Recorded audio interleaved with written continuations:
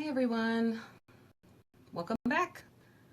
I'm glad to be here today. I'm going to show you guys, today's plan is going to be a fall cornucopia, or also known as a horn of plenty. I had a few requests from YouTube watchers, our subscribers, and also on my Facebook page to see something that has to do with fall, like a tablescape, and then I had a few specific requests for a cornucopia. Also known as a horn of plenty, either or. So I already had an actual cornucopia basket that I used in my own decor on centerpieces and tables for a few years. I've had this maybe 4 years. I got it at Hobby Lobby. They still have cornucopia baskets. I was just there on Friday. Today is Saturday. And they had a few left, although fall is now getting pushed out of the stores. But I had this basket. They have other baskets. This one's pretty large. I've used it many years. I didn't ever attach anything to it. I just used it in like decoration settings, those types of things. So today I'm going to make a horn of plenty, or also known cornucopia. And I just bought a bunch of goodies to put in there to turn into a really pretty centerpiece or floral. Well, more floral. Cornucopias, they're supposed to have lots of fruits and vegetables and those types of things in it. So everything today is obviously faux, fake, artificial. Nothing's real. You don't want to eat any of this stuff. But I'm going to place all those in there today and see what we come up with together. I've never made one. In the years past that I've put things out and I've used this basket for my decorations on fall for Thanksgiving, I've just set things inside of it. I've used various things to prop things up within, so nothing's really permanent. I've taken like grocery sacks and wadded those up in the back to kind of give things height and let things have sit on it. I don't really like to use styrofoam too much if I'm not going to make it a permanent piece of the arrangement. So this basket has been reused many times all year, every year for Thanksgiving, just with different fillers. And a lot of times it's usually just faux pumpkins, vegetables, gourds, those things. Some of those dried Indian corns that you can get in the grocery stores around this time of year, or anything like that's really, really pretty. So this time I'm going to take my basket and I'm going to make it a permanent cornucopia. Tongue tie. So what I want to do is I want to get started. I know this is probably going to take me about the same amount of time. I usually take about an hour, sometimes an hour and a half to get things put together. That's just my own creative process. When I get to do things, I need to kind of see how everything's taking shape, and then sometimes I decide to change my mind and sometimes I don't. But I'm going to get this guy up running right here so that I can see your comments as you guys come in and you'll join me for this Facebook Live. I'll have my tablet over here so I can see what you guys are saying every once in a while. The battery's kind of low, so if it dies, I'm going to need to remember to look up here at my phone. Let me move that out of the way. Okay, so let's do that. I'm going to get this started over here. And I had some difficulty starting. I couldn't get a picture on my Facebook Live. And it looks like now, same thing's happening here. It's all blank. It's blank on here, but I'm seeing your comments. So let's see. Jenny, hello from Virginia. Nice. Thank you for joining me. Thanks for waiting all day. I'm on the West Coast, so I see you're a little ahead of me there, so I get you. I've had that too. Usually there's some crafters that I watch that are on the East Coast, so I'm sometimes still at work when I want to watch their videos, but I understand your pain. But thank you so much for joining me. I appreciate you being here. So what I want to do is show you guys where I'm starting at. And again, this is a Facebook Live. I'm going to post this to my YouTube channel, and there'll also be a playback on Facebook. So thank you guys for joining, whether you're here live or if you're watching the playback. I'm trying to get you guys a good angle of my table here. And let's get started. So my basket that I've reused for many, many years. I've had this guy for about 4 years. And I've put lots of different goodies in it. I've never put anything permanent, as you can see. This right in here, these are grocery sacks I've used to kind of give things some more oomph. I'm leaving those in there just because this, I don't know if you can tell, it's kind of see-through until you get to that certain point. Can you see through there? Kind of see the door through it. So I'm leaving those in there. I've put those in there years ago. So for this floral arrangement, we're going to need to use styrofoam. And I have a massive block of styrofoam I got at Joann's. This guy right here, you see this guy right here? He was probably about maybe, I haven't used much of it, it's probably maybe about this much bigger. I cut this piece off of it from right here. So that's about, this is the height of it. This is how big it was. I cannot for the life of me remember the retail price on this guy. Oh, here it is. Nope, don't remember.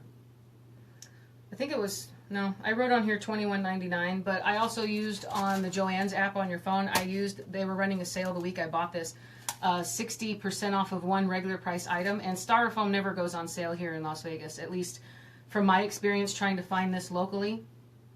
Styrofoam, foam, and batting, in my experience out here on the West Coast as far as retail is concerned, is expensive and it's hard to find. So when I saw the 60% off, I knew they had these big blocks. I went and I grabbed it. And part of the problem with the blocks so thick, other than buying the smaller blocks, which can get really expensive because they're all priced really crazily. You can get a tiny little piece is $5. I bought this guy here online. You can kind of see here. This is a really hot, what do you call this? It's a hot wire, basically. It's a pretty thick piece of metal here, if you guys can take a look. I've only used it a few times. Plugs in through the wall. It gets really, really hot.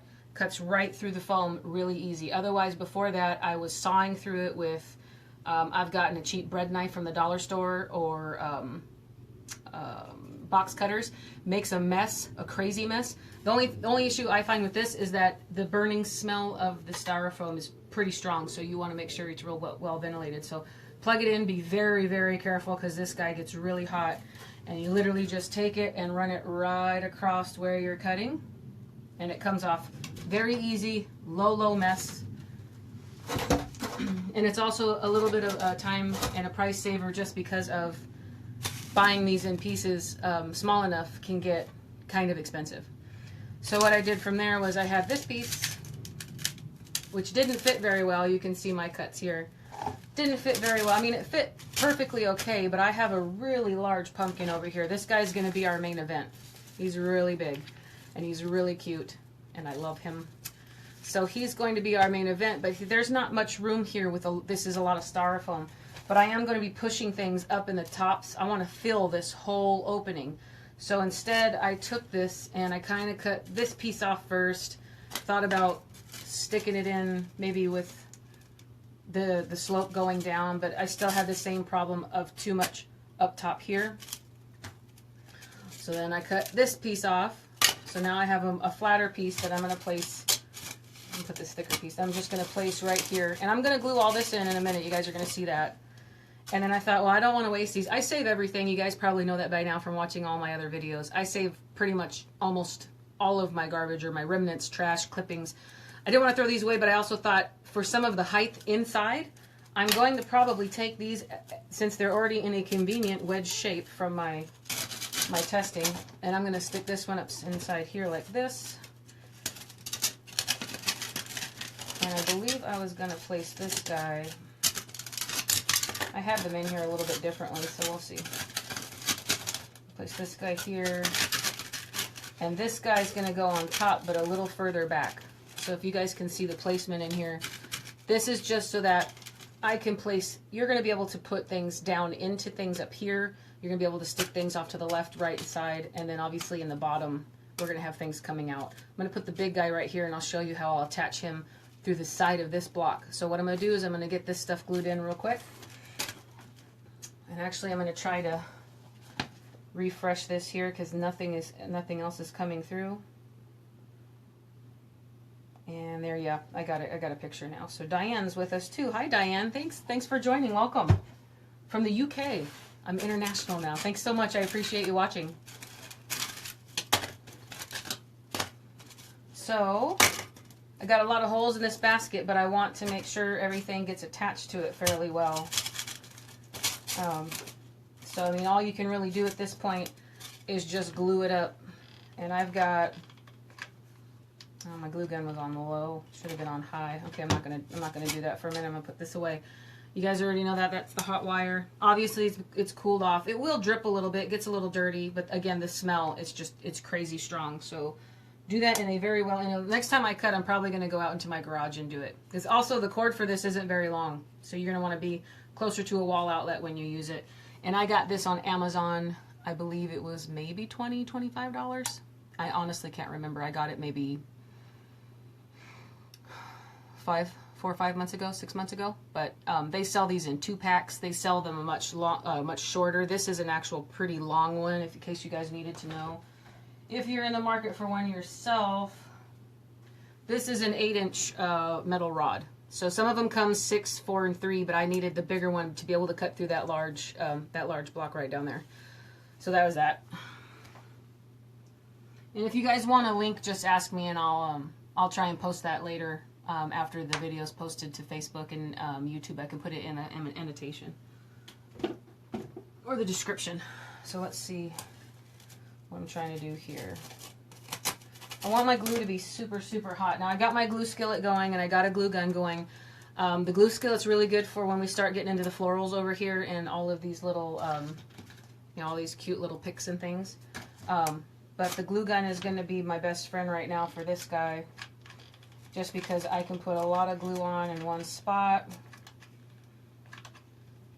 And I don't really want to scoop it out of the skillet. In my experience, it doesn't really work very well. It doesn't stay hot. So here's the bigger piece, and I'm just going to place this guy right down here in the middle and hold him down. It's on a curve. There's going to be some pieces that don't touch, but the majority of it will adhere to the basket. So I'm just going to hold it down for a little bit, make sure I get a good mark. If some of it comes out underneath, that's fine. It's just the bottom of the piece. It's not going to look horrible, and then that's why you always want to make sure you have some sort of crafting mat, or you're working on a table you don't care about, one or the other. This is actually my old dining room table. This is a really big pub table, so that's why it's kind of waist high, and it's 5 feet by 5 feet square. It's a huge table I have here in my craft room. We got a new dining room table maybe 6 or 7 years ago, and I was working on one of those 6-foot craft tables, so this actually works out much better. Okay. Doesn't seem to be sticking very well. I'm going to have to go in and glue like this maybe.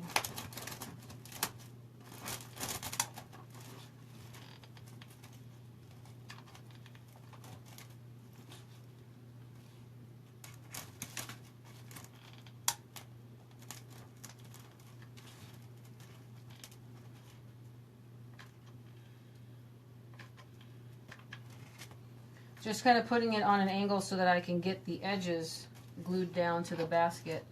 So the glue, I'm using gravity right now to get the glue where I want it to go, just because of the angle of the basket and the styrofoam is not agreeing with each other.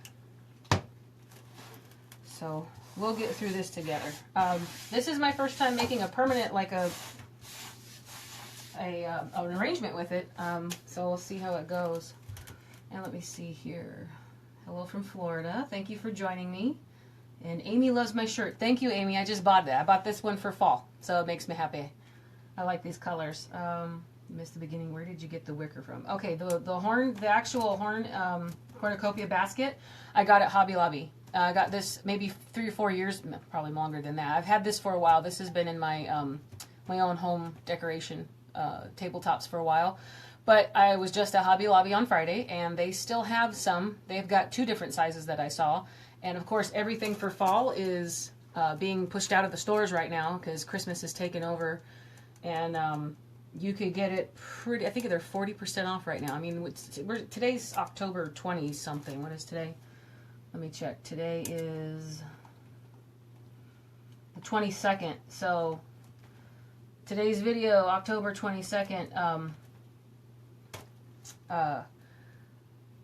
Christmas is taken over. Fall's only 40% off, but the closer you get to actual November, when we get into the fall season after Halloween's over, you'll probably see whatever's left in the stores going down to 60 and 70% off. And then I like to show up at Hobby Lobby closer to fall with the 80% off, and then you can get some of those crazy expensive flowers for cheap. I got some really beautiful sunflowers the year before last. Okay, I see. He's attached now. He's not going anywhere. You see that? I'm actually holding it by the block. So that's what I had to do. I had to get this gravity to get the glue into that crease right here on either side, here and here. So I've glued that guy in pretty good. So here's where I get to try to figure out how I'm going to place these in here. I got some really expensive sunflowers. They're probably about maybe $8.99 or $9.99 each. At Hobby Lobby, I got them for 89 cents a piece after they started clearancing all their goodies out. Got a crazy deal on it. Those are in my, I leave those out year round. They're so pretty. Those are in my living room right now, which you guys will see. I'm still doing my harvest tree time lapse. I got an app for my phone. I'm going to experiment with one of my smaller trees that I keep in my master bedroom, because I have a Christmas tree in my master bedroom as well, just because can't see my Christmas tree from my living room, from my bedroom. We bought this house about 3 years ago, and it's not as open as a floor plan as my old one was, so I like to see a tree and lights when I'm ready to go to sleep, or if I'm watching TV in my bedroom winding down for the night. So I bought a really small 7-foot, but it's a pencil tree, so it's very narrow. I'm going to do a time lapse on that first, just to make sure everything works out okay before I pull out my big tree. That's a 9-foot full Christmas tree that basically once that goes up, I can't take it back down. My husband puts it up. I have to do a ladder for the first portion of, you guys will see in the time lapse. In order to get the garland and the burlap on, I have to be on a step stool and a ladder, but once that guy goes up, you can't take that back down. It's kind of crazy huge, and it's really heavy. So I'm going to try that one first and make sure that the time-lapse app that I have for this is going to work out right, so that you guys can take a look and see. It's otherwise the large harvest tree will probably take about 4 or 5 days. I don't do it all in one shot. It gets to be too much. My hands and my fingers start to hurt, so I want to make sure that I can get it all done and then piece it together, and then you guys can see start to finish, and then I'll do a fall decoration home tour, if that's what you guys call it. I know a lot of people wanted to see the decorations in my home once we're done with it, once I'm done putting them up, so I'm going to do that for you guys so everyone can see. Okay, so we seem to be good to go. I just want to make sure that this guy's really connected. My only concern is that it might pop out later on if it gets moved around too much, but so far it's looking pretty good to me. But I am going to just throw some more glue down here in this corner here. I'm just going to let gravity work with me. Need some more glue.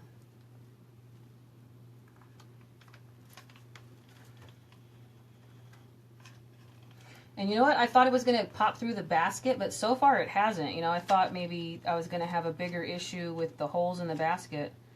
And so far nothing's come through yet. Knock on lots of wood.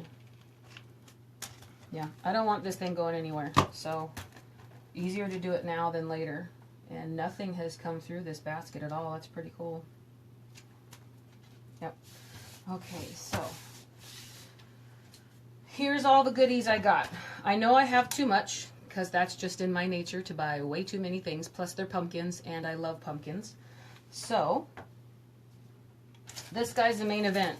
He's a pretty big one, and it's the only one that I found at the Hobby Lobby closer to my work. I went on my lunch hour from work on Friday, and I got this guy, and he's got a lot going on. He's got some really pretty leaves. They stuck some raffia under here, which I don't know if it's really going to show much once I'm done. And even these little extra leaves here, they have a really nice, pretty color to them. He was normally $9.99 full price. I got him 40% off. So I got him for $6, which I don't mind, because the size of this pumpkin is substantial. This is the largest piece, and I want him to be more focal, as if you could say. It's really not a choice, because he's so big, he's going to be the focal piece, so I want him definitely in here. And the only thing I did before I started this video is, if you can see down here, I added more glue to where he's attached to here. Sometimes I've noticed with the Hobby Lobby picks, these pumpkins, when they're part of a bigger leafy type thing, like this one here. I got a pumpkin in here, right? These tend to pop off sometimes because of the styrofoam. Sometimes it gets jiggled around a lot. People are putting them in and out of the displays. I always make sure that a lot of these things will stick on. It's kind of like when you buy some of the florals, the the artificial florals, the flowers pop off. Drives me up a wall, but sit there and I will glue every single one on just to make sure that if I'm selling this to a customer or a client, they don't want to open up their piece that they bought or try to put it out for their decorations and then flowers are falling off somewhere. So I will make sure every single little tiny piece is glued on and stuck, but a lot of times with the pumpkins, at least in my experience with Hobby Lobby, they'll come off pretty easily. So I just went in and I just reinforced this guy under here. I added more glue to this piece here, which I do not know if you guys can actually see that. So I just put my glue gun under all this and I just shot some more glue in there just to make sure that this guy's not going to go anywhere. So, save this off to the side. Biggest piece I start with first. I want to make sure this, I don't want to cover up the largest piece either, but there are some other fairly large items for this size cornucopia that I'm going to put in here.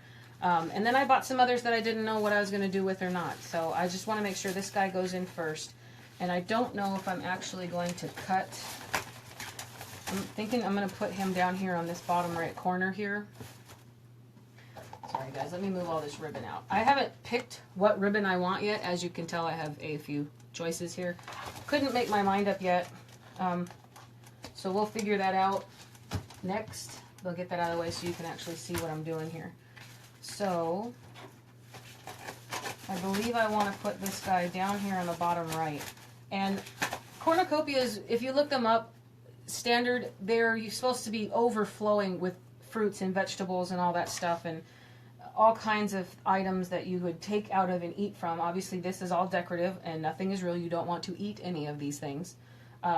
So I might even just place him a little bit further out on the table. So I'm going to take the stem here and I'm going to bend it up like this. And it's getting a little bit harder to do. So I'm going to take my pliers, bend that wire there. So I now have a pretty good, I got a pretty good bend in that stem there so that I can get him stuck in there. I'm probably going to cut some of this off, but for now I just want to make sure I'm getting the right angle that I want for this guy to, he might even actually end up sitting on the,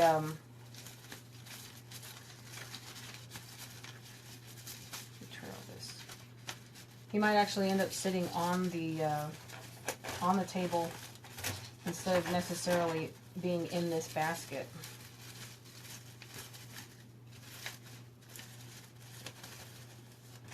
And what I'm doing is I'm trying to get most of these leaves off to the right. So if you can see that it's kind of spilling out this way from the basket, I'm going to have it spill out towards the right more. Because when we do the bow, I want to do the bow somewhere over here. So actually bent that too much. I'm going to bend it back in this way. And I am going to have to cut this. So we'll see how strong I am to get some of this off here. Bend and twist, bend and twist. That worked out pretty good. Actually, oh, there's one more piece that didn't. There we go. So, I definitely want this guy here. So what I'm going to do is I'm going to make my hole right here in the side of my styrofoam first.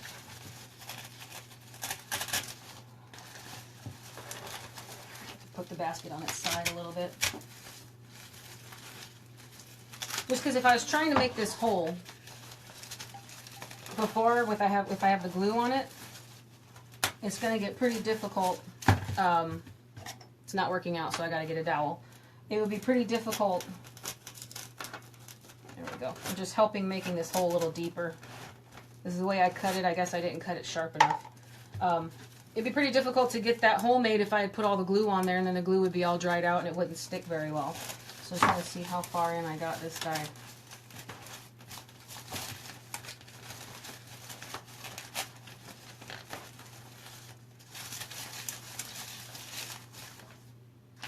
That's not what I was thinking. Here is what you get when you have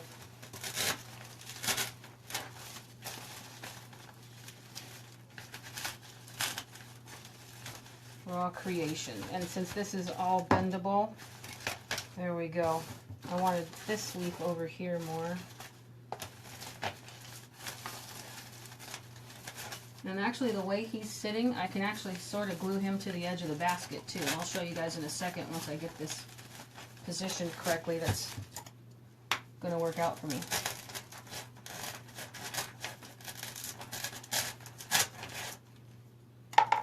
Alright, and then we can actually pump a bunch of glue in this hole over here I made. There we go. So that was a little bit of a battle, but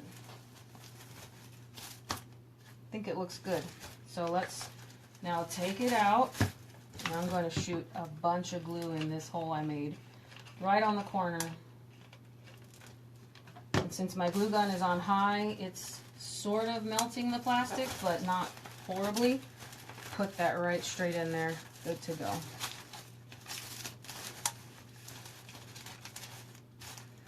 So far, this is what we got, guys. So that took that long just to get that one pick in there, but it is a really big pick, substantial. He's huge, and he's the focal point. So it should have been I guess shouldn't have been a battle, but it was a small battle just to get that one into the styrofoam. Really like the way the leaves have moved here. And then what I'm going to do is, to keep this all from twisting, is I'm going to put some glue right here on the edge of the basket. Hold all this stuff down. And then I'll put some more glue under here where I can see the stem at, connected to the styrofoam.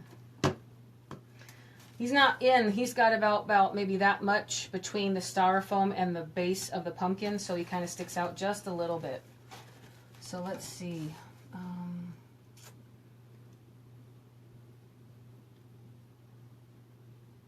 Oh, an electric carving knife. I didn't know that. Thank you, Theta. Let's see. And let's see. Love your crafts. Thank you, Sandra. And you can use electric carving knife. That's Theta. Looking forward to seeing the tree. It's coming. It's definitely coming. Love your crafts. Thank you for joining me, Jackie and Cindy. Springfield, Missouri. And Cindy's from Las Vegas. Hey, nice to have a local with me. I appreciate you guys all being here. Alright, so got these little corns. Come in a cute little bag. Everything today is Hobby Lobby.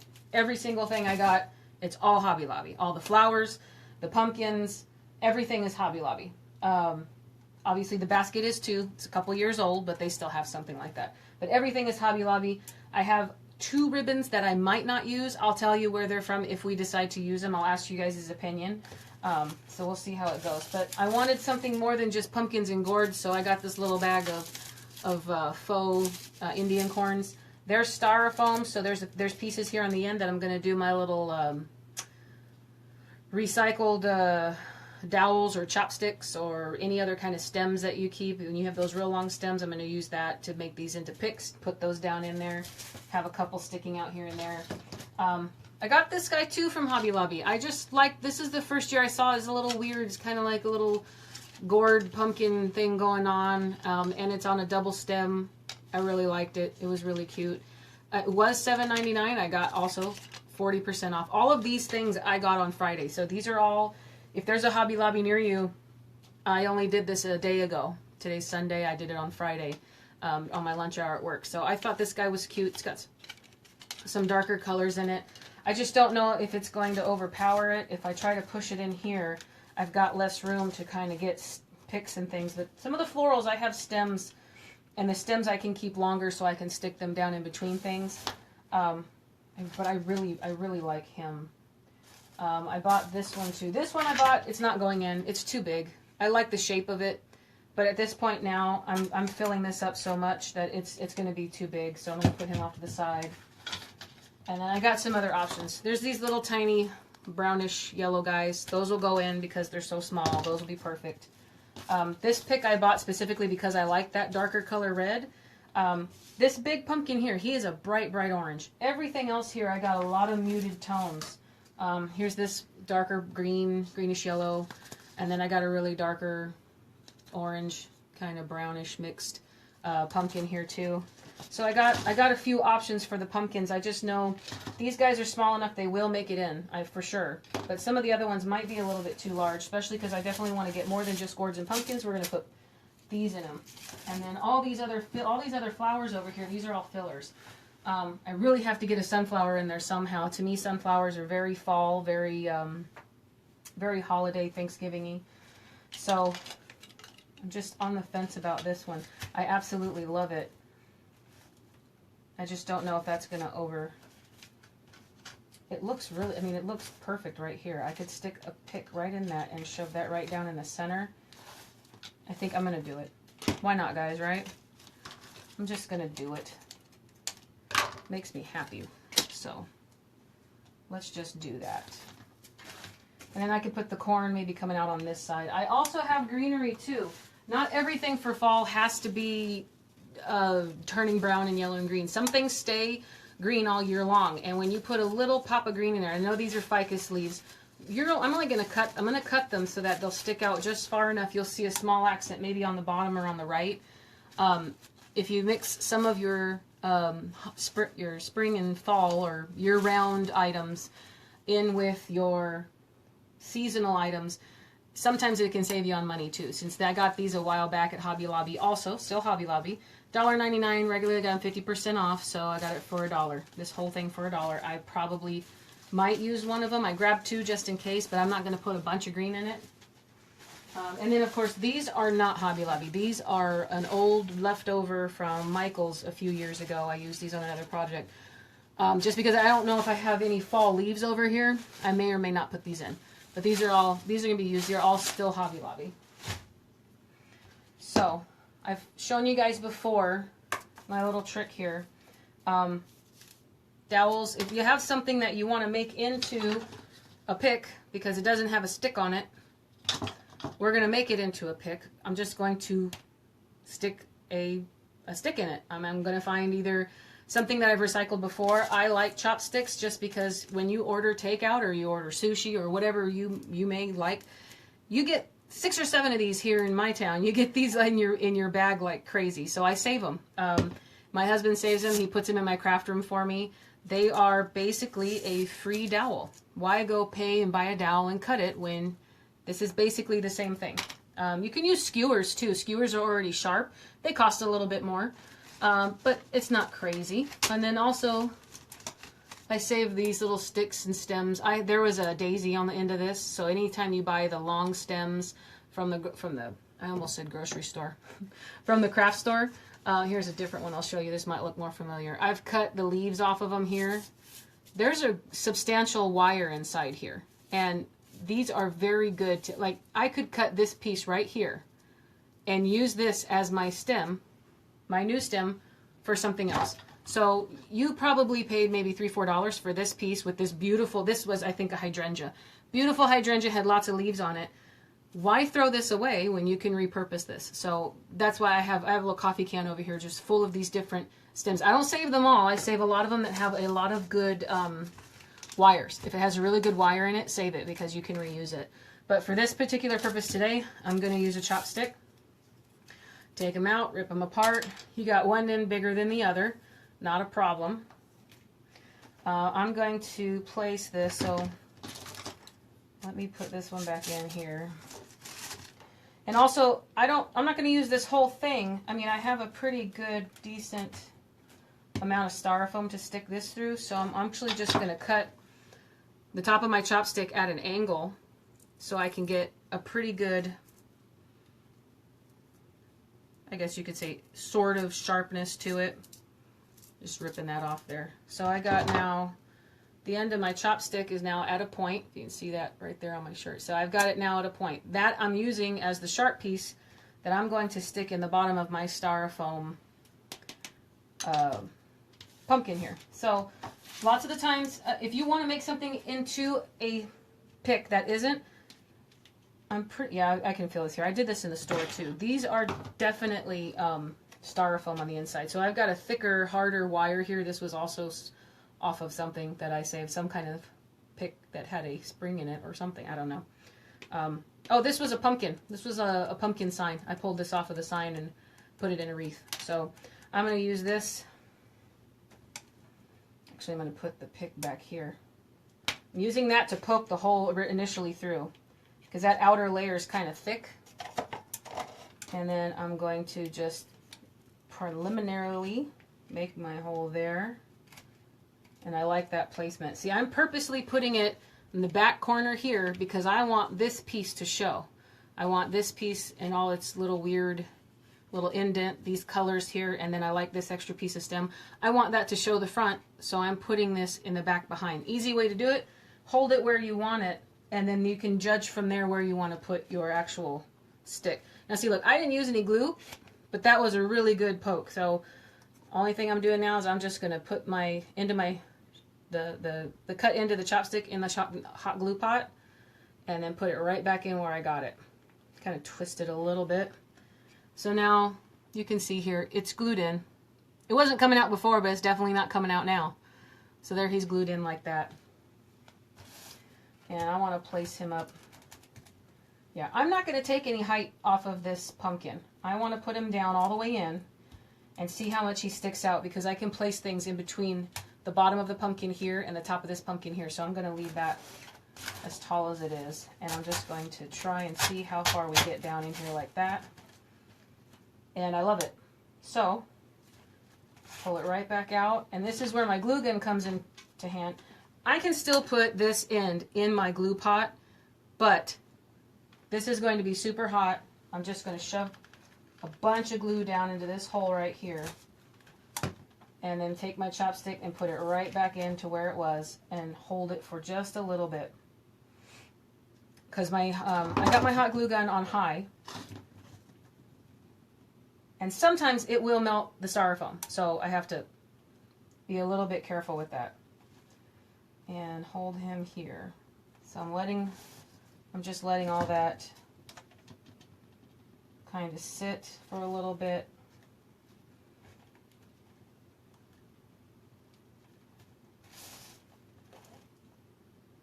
Okay, let me see any comments.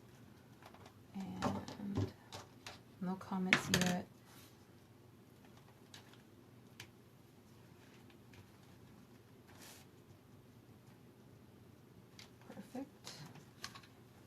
We'll put some more glue just right up top here.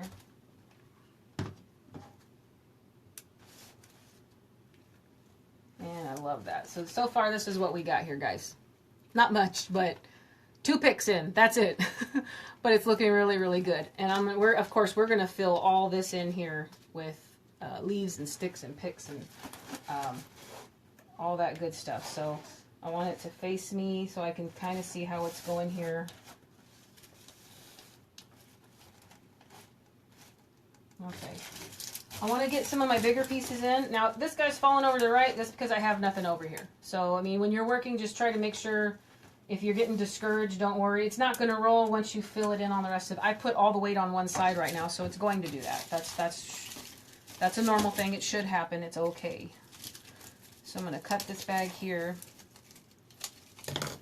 And it looks like I got 3. Yeah, I got 3 corns of every color. I got yellow. You see this guy here. Isn't he cute? It's got some little, I guess they're just little plastic beads glued onto some styrofoam, but they're extremely cute. So I got yellow, dark red, and then this kind of looks like pink to me, like a salmon-y pink, which I'm not going to use in the arrangement. I've got a lot of other dark items over here. I've got some acorns, and then I've got this really pretty, I want to show you guys this one. I got this really pretty pick. It's the only one that I could find, because again, Hobby Lobby's getting rid of everything, but I love these leaves. I don't know what they are. Is that a magnolia leaf? I just liked this pick in general. It was really pretty. The pine cone was not damaged, which is weird to find in a sale or a clearance bin, because everything was 40% off and had been ripped apart, but the pine cone wasn't damaged. The leaves are looking really pretty, and I'm going to put this in here somehow. I love it. And there's only one. I would have bought all of them if I had any more, like at least 5 or 6, but they did not. And it's another one of the ones that's sort of on the expensive side. $6.99. I got it 40% off. But I love this one. So somehow this guy's going to go in here too. Now, it's not going to go in here the way that they have it. I'm going to end up clipping that apart. So I'm trying to figure out how I want to, if I want to put a lot of darker ones in here, or if I'm going to put these bright yellow ones in, because I am going to get a yellow sunflower in there somehow. And then I've got some other pretty frilly flowers and some acorns. And see here, he's falling over again. Not to worry, not to worry though.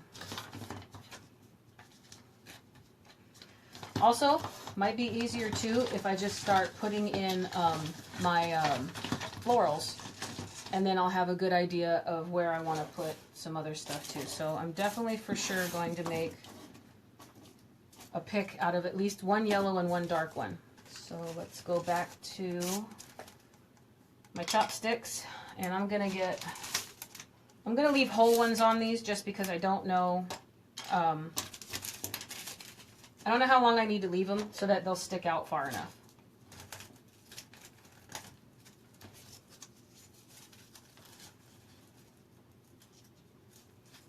I actually think I'm going to do just 2 of those corns. This whole bag, $9.99. I got the whole bag for $6, and I've got 9 of them in there. So even if they were full price, they'd be about $1 each. So obviously $6 divided by 9 is even less. So that's a really good deal for these. And then I've got, what is it? 8? No, sorry. I've got 7 more to do with what I please on all my other projects. And they look really super cute in a lot of different things. So I'm going to wait on those because I want to, remember earlier I said I want to put the greenery in. Because that's something that we need to push up underneath the bottoms of things. So I'm going to leave the stems really long. These ficus leaves you can find in the aisle with all the long stems at Hobby Lobby. And they also have them at Michael's. I don't know about Joann's. I don't have much experience at Joann's. I only go there when I have a crazy good sale or I get a notification on my phone that there's a good sale. But let's see. And let's see. Okay, Diane, you got a storm. Oh, sorry about that. Looking forward to seeing a final result. Absolutely. Thank you so much for joining me while you could. But yes, I will definitely put it on YouTube for everybody to see. And Theta says it is a magnolia leaf. Perfect. Thank you. I'm so happy because I'm pretty sure that's what that was. But again, I've seen a few magnolia trees out here in Vegas, but they don't do that good. I don't know why people want to put a magnolia tree in the desert. But, okay, this one's not cutting for me, guys. That's why I was thinking it was a magnolia leaf, but we'll see. So I'm leaving these stems as long as I possibly can, just so I can get the length I need. I want it to stick out at the bottom. And here's where you guys get to watch me fight. I swear I'm not weak. I got a little bit of muscle in there. All right. So here's the Hobby Lobby guide. Obviously, this is not staying this long. I'm going to cut that in half. But what I want to do is start putting these guys in. Now remember, this guy's going to have a lot of length. I want things to spill out. I want some of the flowers to come out this way, so some of it is laying on top of your table when you're done. So I'm going to just start, I don't even know if I want to get this guy back through here and kind of place him sticking out the side. Let's see if I can even do that. I kind of glued that to the basket there, but I can find a way to get that in there.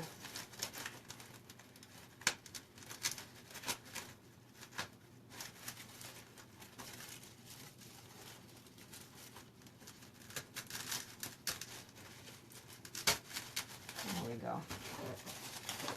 Yeah, that seems a little ridiculous. So let's take one of these off here. Also, a good tip to make a longer stick into another pick, cut it off right at the top of one piece here. So now,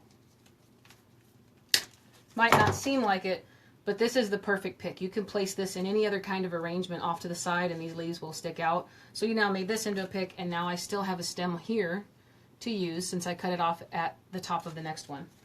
So that other one, it stuck out too far for me, so it looked a little bit crazy. So I'm going to put this guy, I'm just going to put this guy in here, kind of like that. And yeah, now I stuck it in at an angle going upward, so it's going to stick down, you could say. Let me put this in my glue. It's going to stick down on the table, but again, you're sitting this on a table and it's going to kind of fan itself outward. It's going to look really pretty. I'll show you in a second where I get this guy back in. So here is the one piece. If you guys can see on my table here, this will fan out just enough on your table. And if you have something like, if you have a cream colored table runner or a placemat underneath it, the bright green will give it just a little pop. It looks really good next to a lot of these darker oranges and reds. So that's why I think you really can't go wrong with adding just a little bit of greenery into some of the things you'd like, just to give it, oh, what am I looking for here? Contrast? I just know if I like it, I stick with it and I do it. And a lot of times I've seen other tutorials and other artists create things, and I would have never thought to place X, Y, and Z in there, and it ends up being gorgeous. So I might still end up using this guy somewhere in here. I mean, I could stick him right here, but I'm going to wait till the end. That's why I get that little pile of odds and ends off to the side, and then when you're done with your project, you can say, well, I need something tiny just to place in there on the left or the right, and then you will have that. Let's see, do I want to make this? Okay. I'm cutting this guy here in the middle. This is the middle piece of the ficus leaf. So I've got one branch here, one branch here, one branch here. So I'm going to cut right at the top of this third one, and then this whole piece here is now my new pick.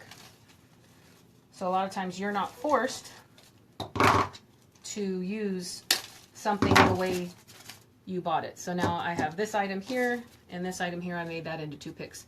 And that's where we're also going to use to kind of layer into some things here and get things kind of filled in a little. Now the plastic came off of this guy here. See, when I cut it, the plastics come off of the rubber. In my experience, even if you're going to put this in, your hot glue is really, really hot. I just cut I dropped it. I cut the plastic off here, pulled it off. So now we're going to be putting glue on all this. We're going to push it in right to this point. The glue will stick to this cut piece here, and you don't have to worry about the rest of it like falling out or anything like that. It'll still do its job of being a really good filler, and then the wire is big enough. It'll stick and it won't come out. So I'll show you right here. I pushed it in all the way up to where the plastic ends, and if you guys can see a little bit there, I'll try to get it closer. You can see that dollop of glue that was on it kind of pushed its way out, and now it's attached to the plastic that was cut and your styrofoam. So your little guy's not going to go anywhere. It's not going to come out. This thing has to really be, really be abused, batted around and abused for that to come out. In my experience, you'll see hot glue is pretty strong as long as you're using it as far as when it's at its hottest and the right materials. You don't want it to melt things, and sometimes that can still happen. See, I'm going to try something here, and I'll let you guys know in a second. I'm going to bend this to try to get in at an angle, and it's not going to work because my stem is not long enough on this guy. So I'm going to bend it back.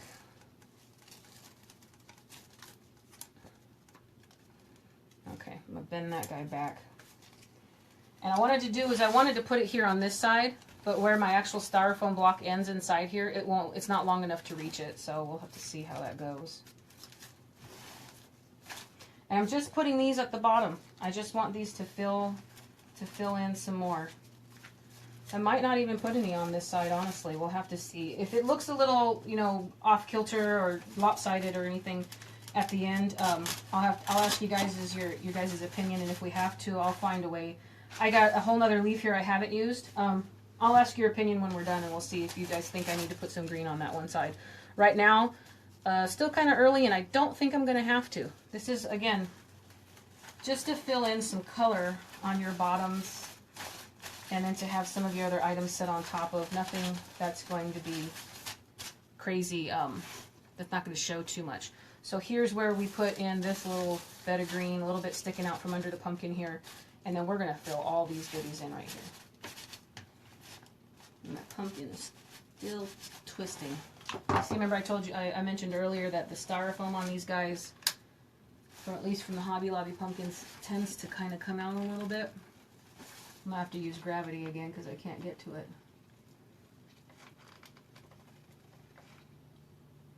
Okay. So what I did was, using gravity, my glue gun, holding it above where I want it to go, just to secure it. I don't want that to twist around and move too much. So I think what I'll do next is let's place a couple sunflowers and see how it goes. Other than this, these flowers are the largest pieces. Everything else will be really small or smaller, maybe the pumpkins or two. And I want to try to make sure I get the bigger pieces in first and then not overwhelm it too much, since this is going to be a fairly large item. And apparently these sunflowers are not Hobby Lobby. I'm sorry, I said everything was Hobby Lobby earlier. These are from Michael's. Everything else here, that's all Hobby Lobby. The sunflowers are not, they are Michael's. I'm leaving these stems super long too. I'm going to cut one more really long one. So I got 2 small buds and 1 big bud here. I'm going to put the big bud closer to the big pumpkin guy.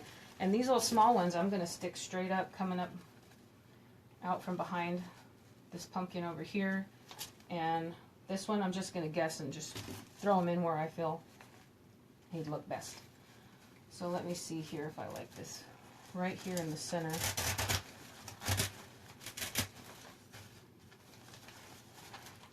Okay, I do like it there, but my stem is too long, so I'm going to have to pull these leaves off. This guy does not have the kind that you can push the leaves up the stem, so I'm just going to cut those off there. I cut off about 1 inch to see, because I want this to come down a little lower. And then I'm going to push some of that below this guy there. And that looks great. Okay, I'm happy with that placement of that flower. I'm going to commit and I'm going to glue them in.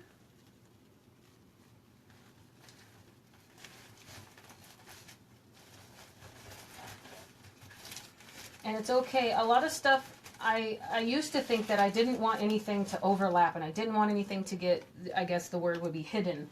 And if you've noticed in a lot of other arrangements, if you find something that you really like and you think that it's gorgeous and you want to purchase it for your home, or you notice that you think it's just so beautiful you could make it yourself, you'll notice a lot of layering. I had a problem with layering in the beginning. I didn't think that putting something on top of something and you're covering it up, you're not covering up most of the piece, you're adding layers, and a lot of times those layers is what makes things beautiful. And then of course there's no harm in taking something out if it's something that you really don't want to miss. Like this is my focal piece, but I'm going to be putting some stuff around it too, so some of this is going to get covered up. It's a bright orange. For a minute I thought that I would do a little bit of a faux paint on it, but I am not a painter. I'm actually pretty horrible with painting unless it's a solid color, so I figured I'd leave it the way it was. And that's how I want him to be my focal point, so I'm going to leave him that way, but I am going to cover some of it up. And it's not going to be too bad. Now again, I want this piece to show here, but this flower is too big, so I'm probably going to use some of my other small flowers over here once I cut them. And here's where we're going to start filling things in.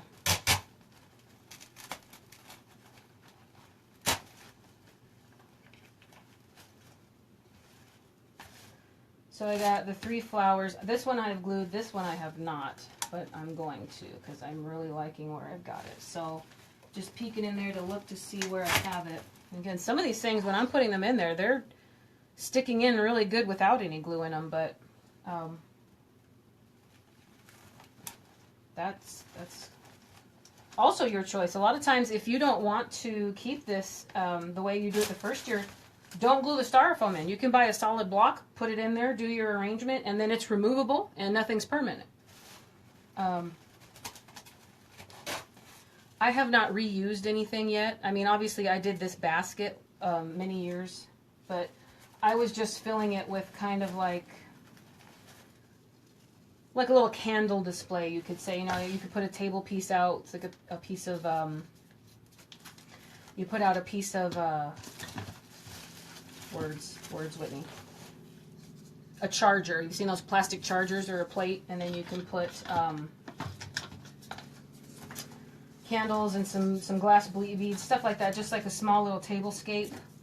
I'm just trying to see here how I want to place these, if I want the corn to be at the bottom. I think I'm kind of digging the way this looks right here. Put the corns down here, and then I can put a lot of these other little flowers and things coming out.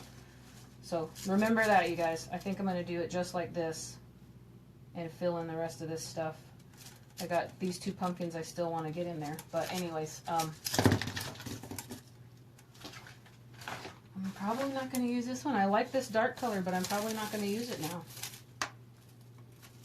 But again, it was 40% off of $5, so no harm, no foul.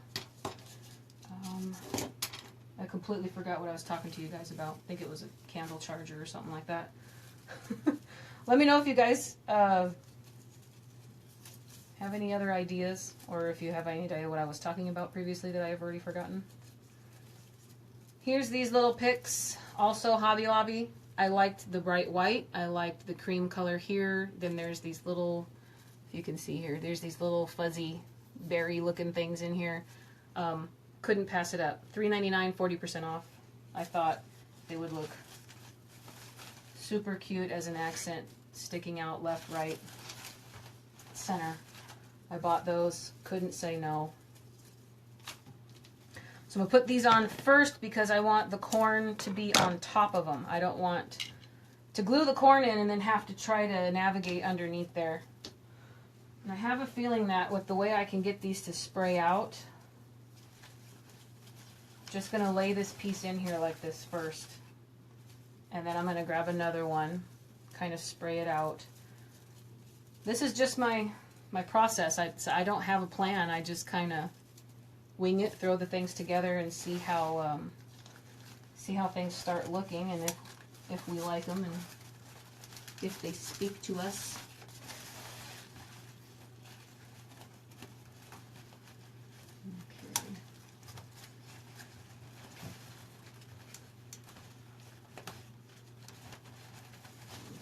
I did that earlier, but I'm going to see here if I can get this guy underneath. This is part of your part of the small battle of getting things kind of in together. There may be a way around it, but so far, if this is your creative process like mine, yeah, I like that. I'm going to leave it that way. I had to put him in first. I wanted this large pumpkin to be the focal piece, so that's just how that has to be. So now I have that here. I'm going to cut this Hobby Lobby tag off. And this is the guy. A little difficult to put in, but that's part of the risk and the reward.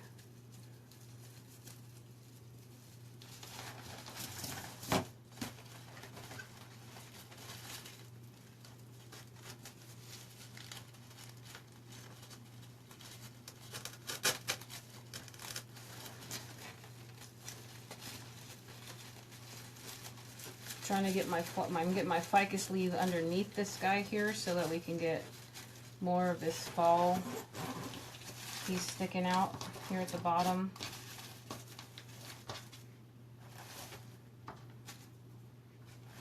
What do you guys think? Can you see here?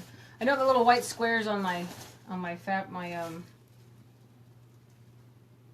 it's turning out. It's looking good to me. So I don't normally leave picks solid, but if it works, it works. Just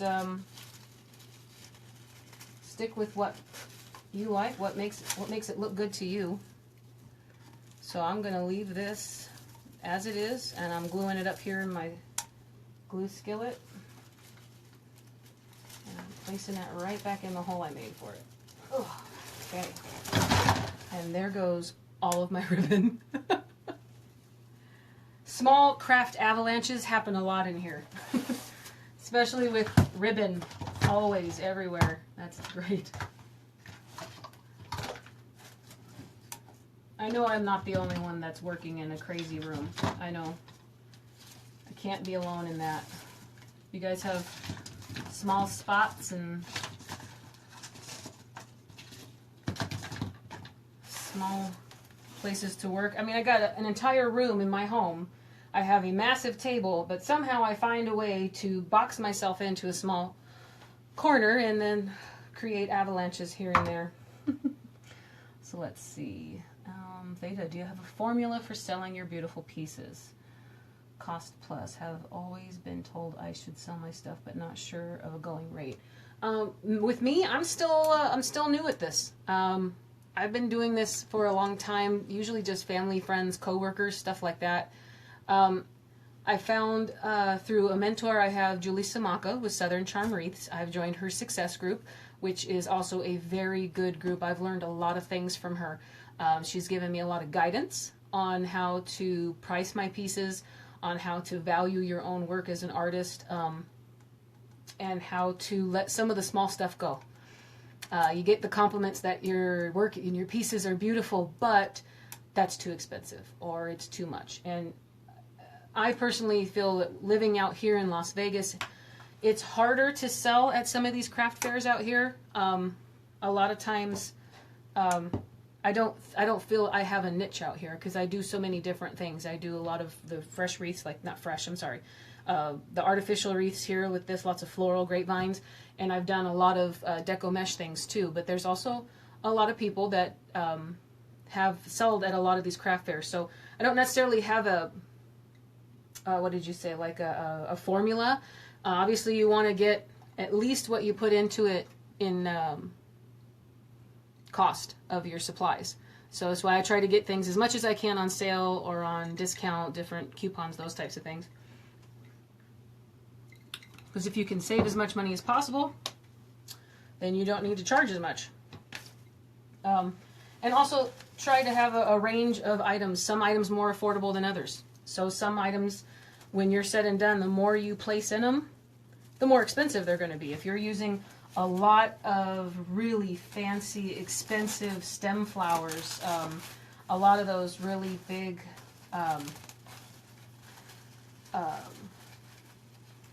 you guys know what I mean. There's stem flowers you can buy at the craft stores or online that you're looking at. Some of them are even $15 a piece. If you're making a piece like that, majority of the time, if you've already got a client in mind, that client is wanting that quality. They're wanting to pay for that.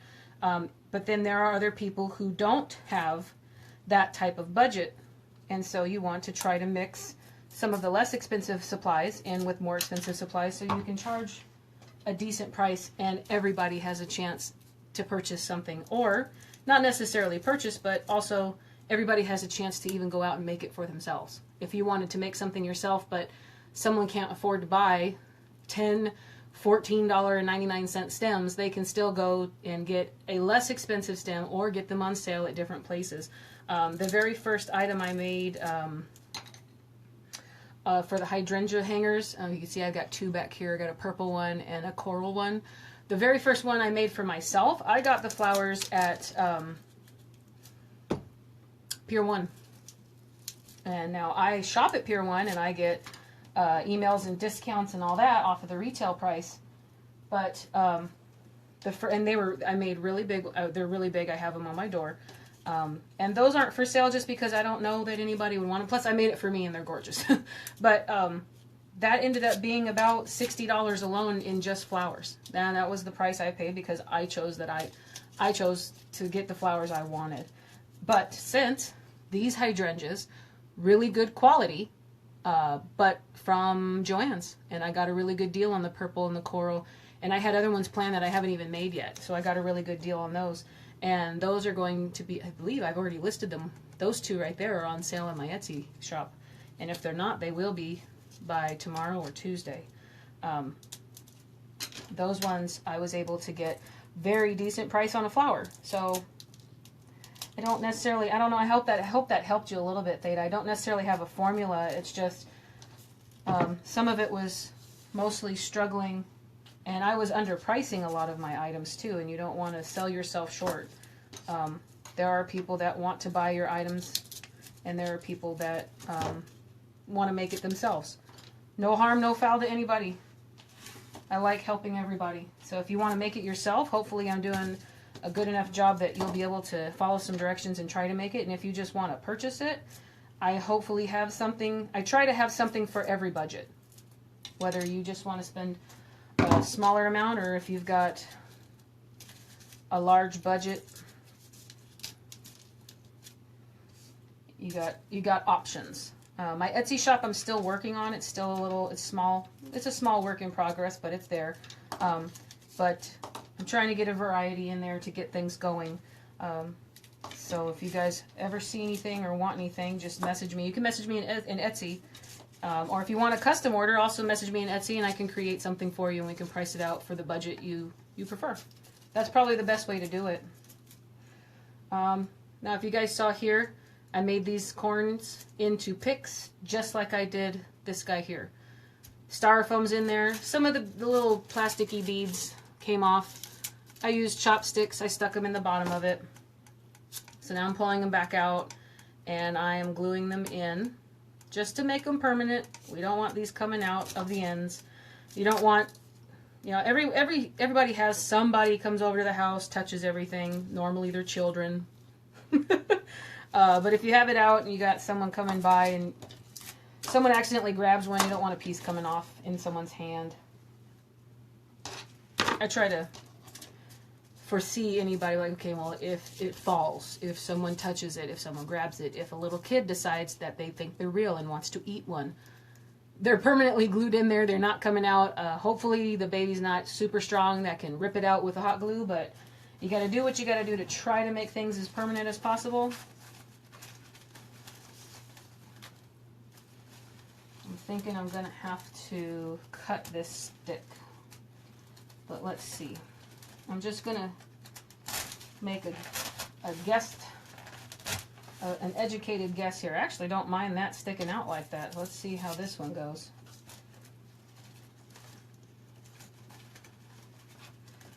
Kind of, I don't know. Do I want this one like this? Oh, that's cute, isn't it? Oh my gosh. I think I love that. But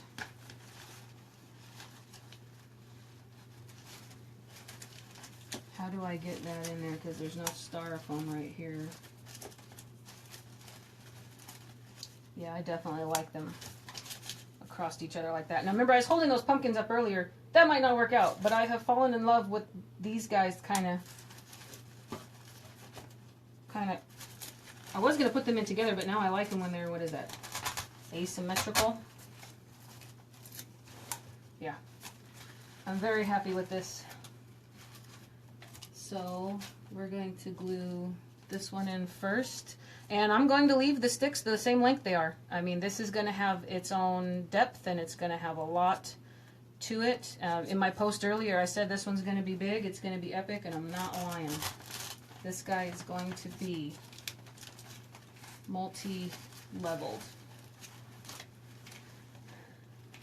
And then now, what I'm going to need to deal with is, oh, looks like I put that one in a different spot. My hole didn't stay the way I wanted it. And my glue is still tacky. And see, my sunflower here is having a little bit of competition. If you can see here, I'm kind of hiding some of it, but if the sunflower ends up being like a concealer or a filler, then so be it. Not worried about it since I got a couple more up here, which these, oh yeah, I did glue them in. Okay. Not really concerned though. We can find more or put more in or change them. Now, somehow this guy did not get put in the way I had planned, and my glue is still tacky enough I could pull it back out. So what I'm going to do is I'm going to pull, let me see here. Okay. Kind of warm, but not too bad. I didn't burn myself. Pull that glue out and find the hole that I had originally made.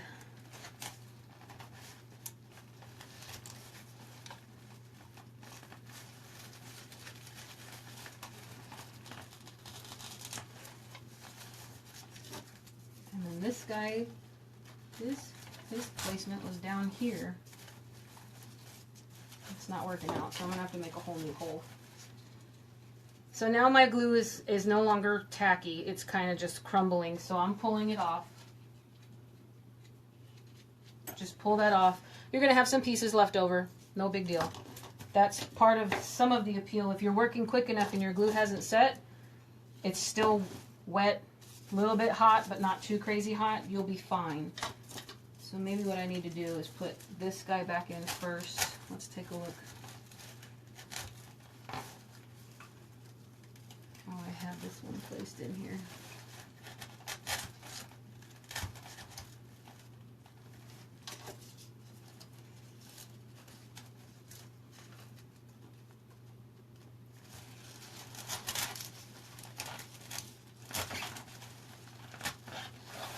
Try not to push things a little bit too far. Kind of not how I had it before, but it still works out, right? Still looks kind of cute. Okay, so I'm going to stare right at that angle. Glue my glue on the end of that chopstick really good and place it right back at perfect. Had to really commit that one to memory, guys. I wanted it to stay. Okay, so let's get this here.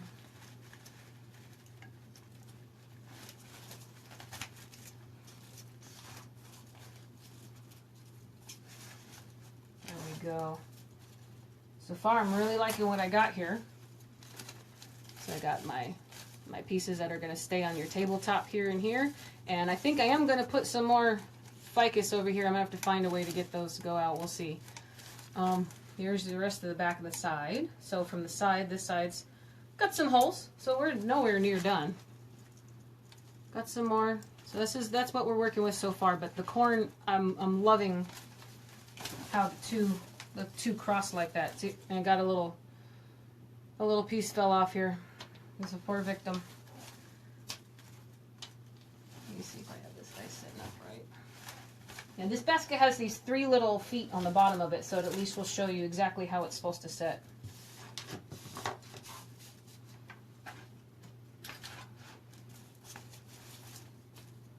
Okay, what's next? What do you guys think I should do next? More flowers? Or should I? No, I should probably put the pumpkins in. Which ones did I have? Oh, I had a gourd. And I think this orange one. I had this light green gourd here. And this orange one here. Let me just push that down in there, see how that looks there. I can set this guy kind of down here like this. I'm going to bend that a little bit. Just making, just pushing ideas in here.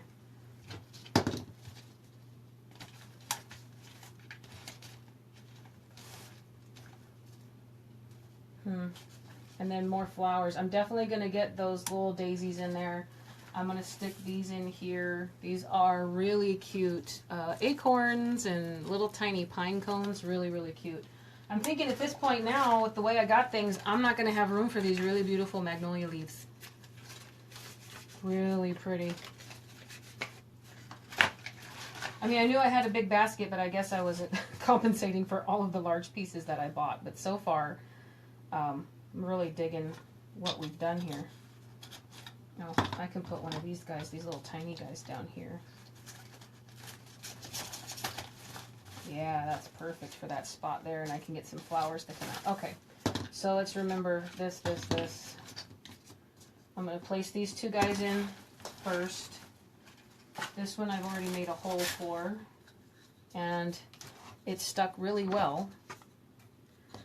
So let's see if we can get this Hobby Lobby tag off without. Perfect.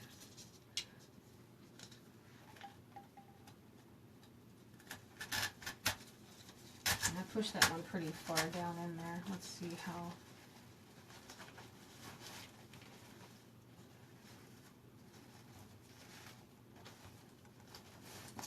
Yeah, okay.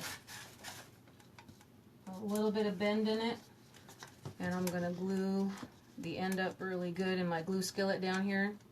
So you got a good amount of glue on the end of it. Push him right back down in there where he was. I'm going to twist him right now because I want the stem to face, well, let's twist him this way. I'll have the stem face up. I have this stem facing down. I don't know. Some people don't have a preference. I'm working with, I have this stem facing up, this stem facing down. I want things to be a little all over the place. I like all over the place in arrangements. I like that messy slash sloppy slash just doesn't look, I don't want anything to be too perfect. I don't know if that's even possible, but it's not really meant, in my opinion, I don't want it to be perfect. I want it to look like, most of it was intended to be like it was just thrown together. You went out, you picked all these things, and you kind of just laid them in the basket, which I think is the original, was the original purpose. No, that one's not a good angle.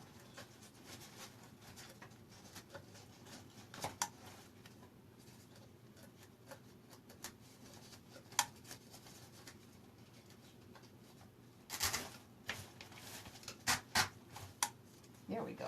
I like the way this guy's moving up here. I'm going to glue him in, and I'll show that. I'll pick it up and I'll show it to you guys there.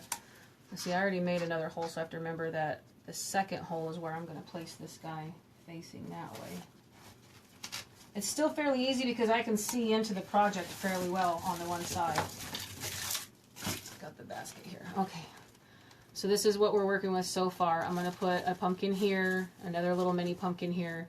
I got this gourd and this pumpkin in here. I got a big spot here, and then there's a lot to fill in up here and all these other good places to put things.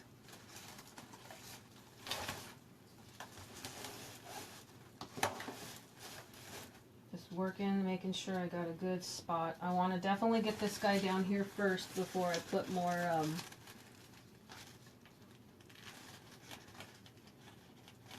flowers in.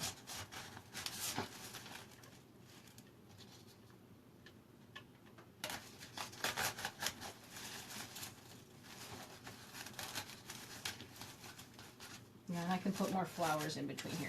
And then a lot of times after we're done putting these picks in, if we've got flower stems that just won't fit and the stems aren't long enough to get back into the styrofoam that we have back there, I'm going to glue some of them, the flowers and the leaves, I'm going to glue them to these pumpkins.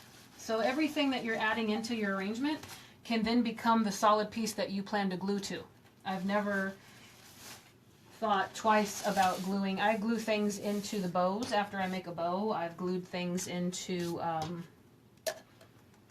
anything. I can glue pieces into the back of this corn here to have it stick out, and then you'll see, what you're seeing is it's coming through here, but it's really not just because it's not long enough. Or I can glue pieces to the back of this pumpkin here so it comes out this way. Anything you're adding can then become your solid piece, and then becomes it becomes the primary holder, I guess you could say, if that makes sense to you guys. It's now becoming what's holding your arrangement together. Still really fairly lightweight, not really getting heavy at all. I did remember at the beginning, if you guys were here, this back of this is stuffed with old grocery sacks, just because it was see-through, and I had some brown sacks from back in the day that were the good color, so I stuffed it with that a long time ago when I was just using it as my temporary table piece for Thanksgiving and fall. Now this guy I want to place here, so I'm hoping that this stem is long enough. And I had that problem before where it's not, but what I probably can do now, no, it's not, but I want to see if I can even get him in here. No, it's not. It's not looking right. It's taking away from this guy here, so I'll probably stick him. Maybe it's not too many pumpkins, and still reaching styrofoam down there. Okay, yeah. I'm going to place him there because I got flower ideas coming out for here and here. So it's only putting, I mean, that one's only reaching the styrofoam a small amount, but we'll see. Later I'm going to tug on it. I'm going to give it a minute to dry. I'll tug on it, see if it comes out. Worst case scenario, if it does, I'll use another chopstick and I'll make it into a longer stem. More substantial, won't come out.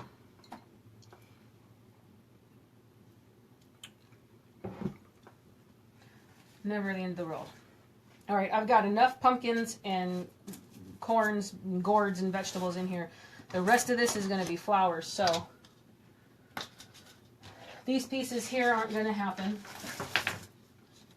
This guy, I remember I like the shape. This guy's just another color of this orange one here. And then I bought this guy to put in there, not necessarily the rest of the pick, but also I thought it was weird. All of them were like this. I looked at it. This berry is just a piece of styrofoam. It doesn't have any covering on it. And when you look at it up close, it looks like styrofoam. So I was like, okay, well, I thought maybe after being ripped around in the bins, there were like a lot of them. They all had this one white berry on them. I thought it was weird. Oh, sorry. 2 white berries. They're just weird. So I'll cut those off. But anyways, not going to be able to use this guy.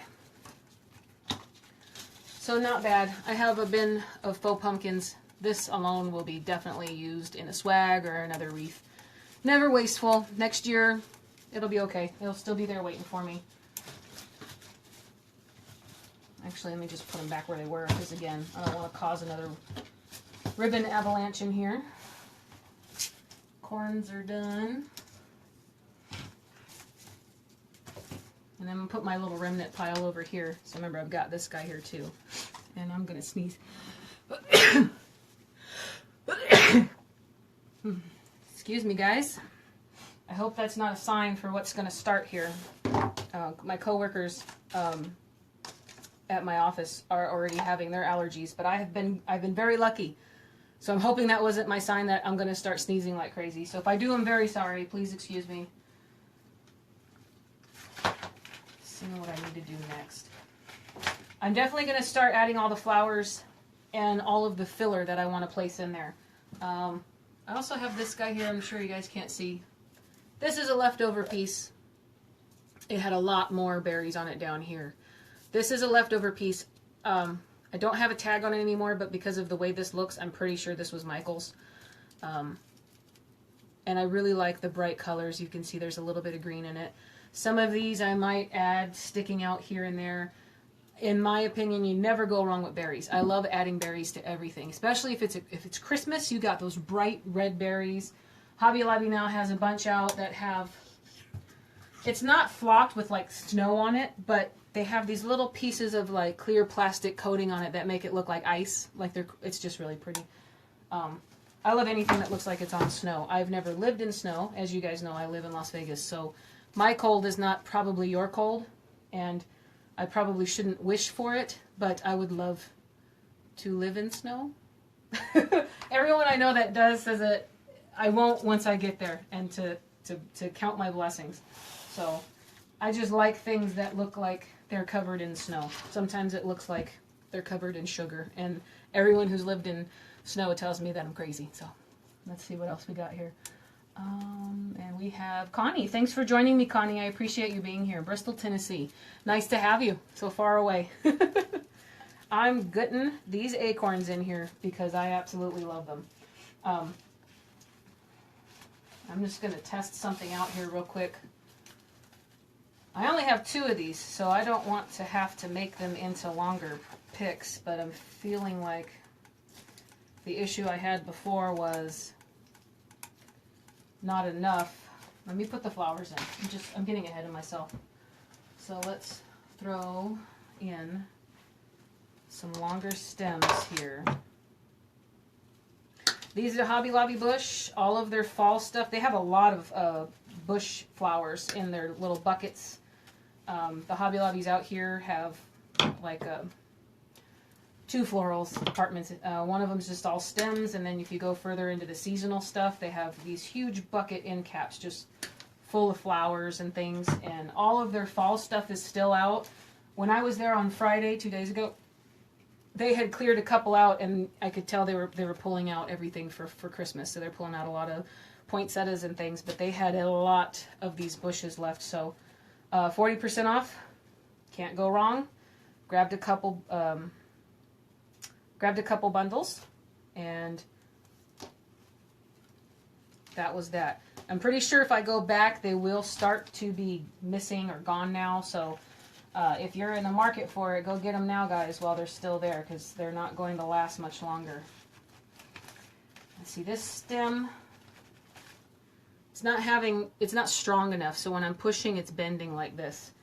So what I really need is a steel pick machine, but I do not have one of those. Those are kind of expensive. A steel pick machine adds a nice metal piece to the end of this. It's very strong and it'll go into anything, especially any kind of floral block or whatever you're working with. My only other option here is just because this one's not long enough. I got to get a different angle on it. And let's see, this guy, yeah, that top guy's stuck in pretty good. I just bumped him and he's not going anywhere.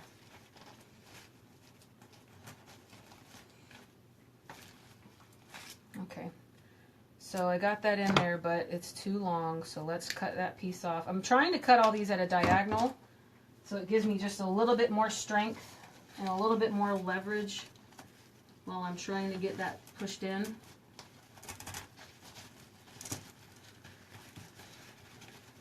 And then now I'm going to use my pliers and I'm going to grab it close enough to the bottom, push it in further. And that worked out really good.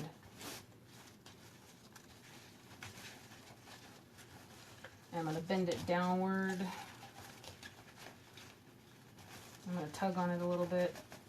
It's not coming out and I'm kind of concerned. I don't want to pull it out to put glue on it because I don't know if I'm able to get it back in. So I'm just going to leave that one like it is. This is going on my table. I'll definitely put pictures of it once I get my tablescape out. It's going on my table, or I may put this on a sofa table as a centerpiece, not necessarily on my dining room table. My dining room table, I have a big pumpkin thing planned for it. I always put pumpkin, like, there's probably about, I don't know, 15, 16 different pumpkins, all sizes, shapes, styles, colors, and I put those on my dining room table. But this guy will be a main event. He just won't be on my dining room table. So if I was to sell this on Etsy, I would have to find a way to get these glued in. I don't ever want to send anything out with stuff that's not been glued, or at least I have a concern that something might pop out. That's very, very disheartening, especially when you're purchasing such sometimes expensive items. And then, you know, if it's handmade, I definitely take pride in the things that I make, and I want to make people happy. And the last thing I would want to do is send something out that's less than standard. You know what I mean? You just don't want to disappoint anyone like that. So this guy worked out a little bit like that. He's sticking out here at the bottom, covering up some of these ficus leaves. I just want that bright green to show through on the bottom. There's that guy like that. My nose is running, guys. I think my allergies are starting. It's not going to be fun.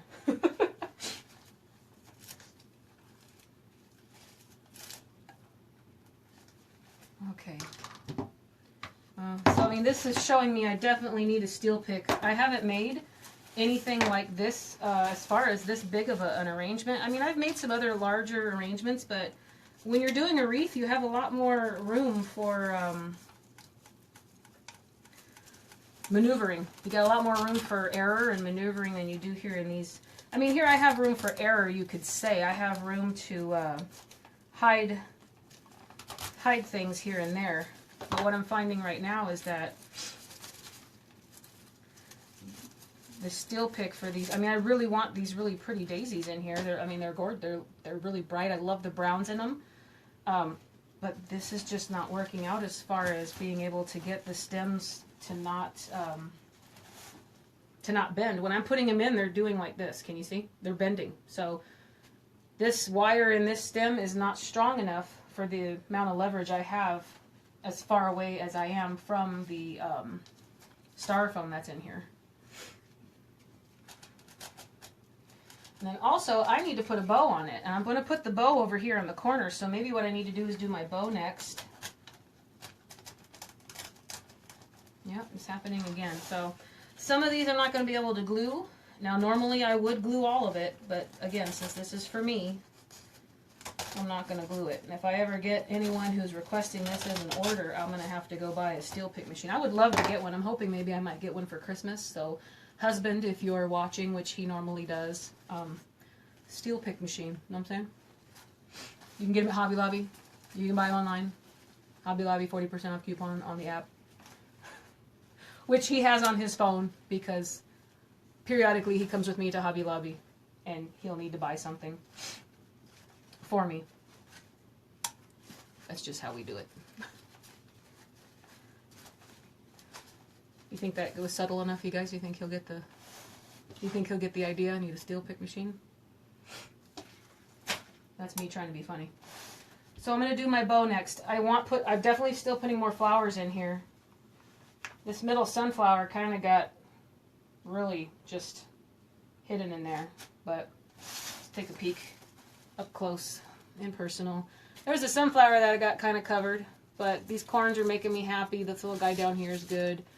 This is all going to be on your table. Here's where the bow is going to go. I still have more. If you can see there, you can still see styrofoam down in here. I got more to fill in. And on this side too. So we're working with a lot of good stuff here.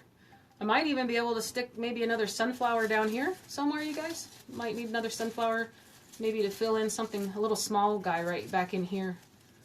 So I'll do that next. So now I'm going to do my bow. And I'm just going to do what I call sloppy bow, lazy bow. Just a handheld bow. I'm not going to use a bow machine. It's just going to be really easy. And my choices between the two, I got two 2-inch ribbon that I don't know which one I want to use. That one seems really pretty. And I already figured it out. I'm going to use this plaid one back here, yeah. With the colors I have in it, I'm going to use this plaid one. It's got a coppery shine to it. There's no glitter in it. It's got a coppery shine, so it's not glittery. This is Hobby Lobby. And then I had this one on my mind, pumpkin-y. It's got gold glitter on it. I like glitter. This particular arrangement, in my opinion, is not a glitter type thing. And then also, if you're going to put it on your dining room table, you don't want glitter on your dining room table. It'll end up in your food. It'll end up somewhere all over your face when you least expect it. So I'm not going to use this guy. This I got at Trendy Tree online, trendytree.com. Those gals are great, and their supplies are wonderful. Their shipping is wonderful. They leave cute little personal notes on all your orders. I love them. But this was a Trendy Tree purchase. So we're still sticking with Hobby Lobby for this particular one because these colors, it's also really pretty. It kind of looks a little bit like my shirt. I must have a love for plaid. We're going with this one for the 2-inch one. And then I have these other 1-inch, are these 1-inch or 1.5 inch? I can never remember. 1.5 inch wide. So this already has copper in it. I don't know if I really want to put the gold in there. This is a little bit too busy. These are the ones I picked out, guys. If you can see here, I've got, this is a very radiant, it's got a little bit of green in it. This is just a classic orange. This is a dark brown. This gold one here is actually Christmas ribbon. Let me show you. It has a cute little, kind of like a little gold design on it. And it's a burlap background. It's you know, it's Christmas ribbon. It says it's Christmas ribbon. I got it at Hobby Lobby. But it's just perfect. You know, it doesn't necessarily have to be used for Christmas. I don't like to listen to what people tell you you should do. You should do what makes you happy. And so right now I might use this one in my Thanksgiving display. Then there's this one. This is also Christmas ribbon. I got this last year at Hobby Lobby. This one looks pretty also. It's golds and dark brown. It's got a little bit of copper in it that you can see. And actually now that I'm looking at it, it's got glitter in it. So I'm not going to use it. That was easy. So here's my dilemma. Actually, this one doesn't have any green in it. It's got orange, gold, and brown in it, and it's kind of a gradient. I don't know.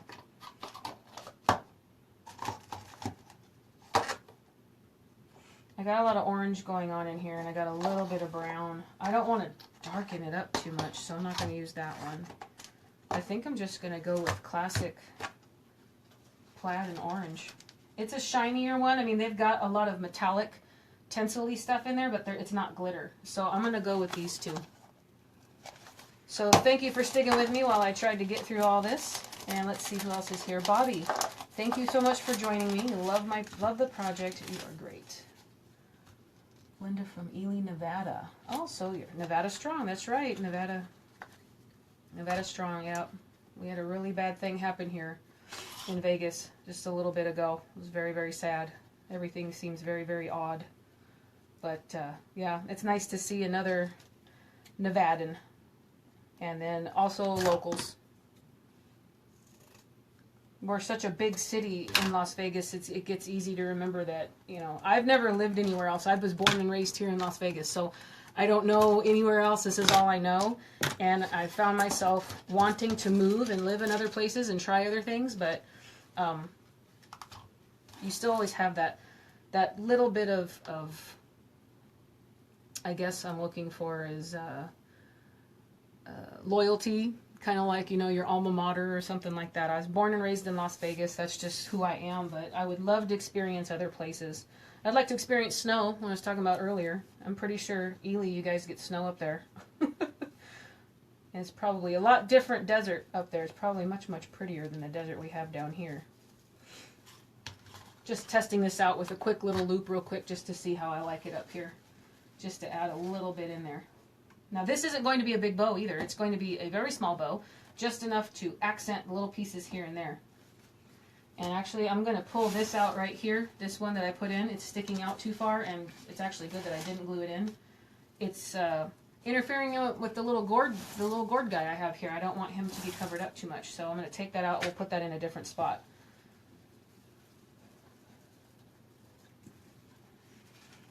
So yes, I'm liking this bow right here. So what I do, guys, with my bows, really simple handheld bow. These aren't complicated at all. If you don't think you can do a bow, you can do this bow. This is one of the easiest ones, one of the first ones I ever learned from my grandmother back in the day. And this is not open. I thought I had one of these that was already open.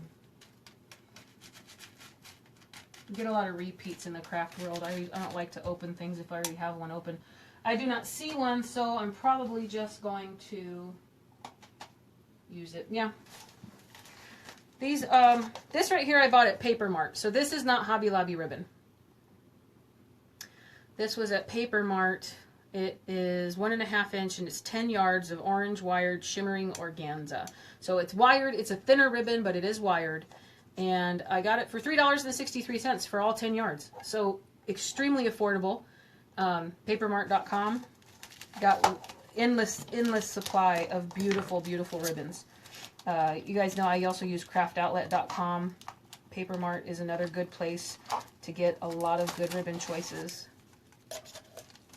And if you're in Nevada, I believe this company ships out of California, so you don't have to wait very long at all for your order to get to your front door. It's kind of nice.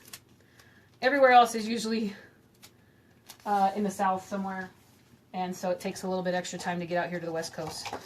But it's always worth it. It's never a problem. But it's just a little exciting to have someone in California. It'd be really exciting to have someone, to have a manufacturer in Nevada, but all I'm doing is dovetailing the ends. These are my starter ends. So here, we're going to start with the 2.5 inch ribbon. All I do is I grab a piece and I guess how long I want this tail to be. So I'm just going to pinch it here. Here's your tail that you're going to create first. Hold it up to your project. Do you need it to stick out more? Do you like that more? I think I want to make it longer.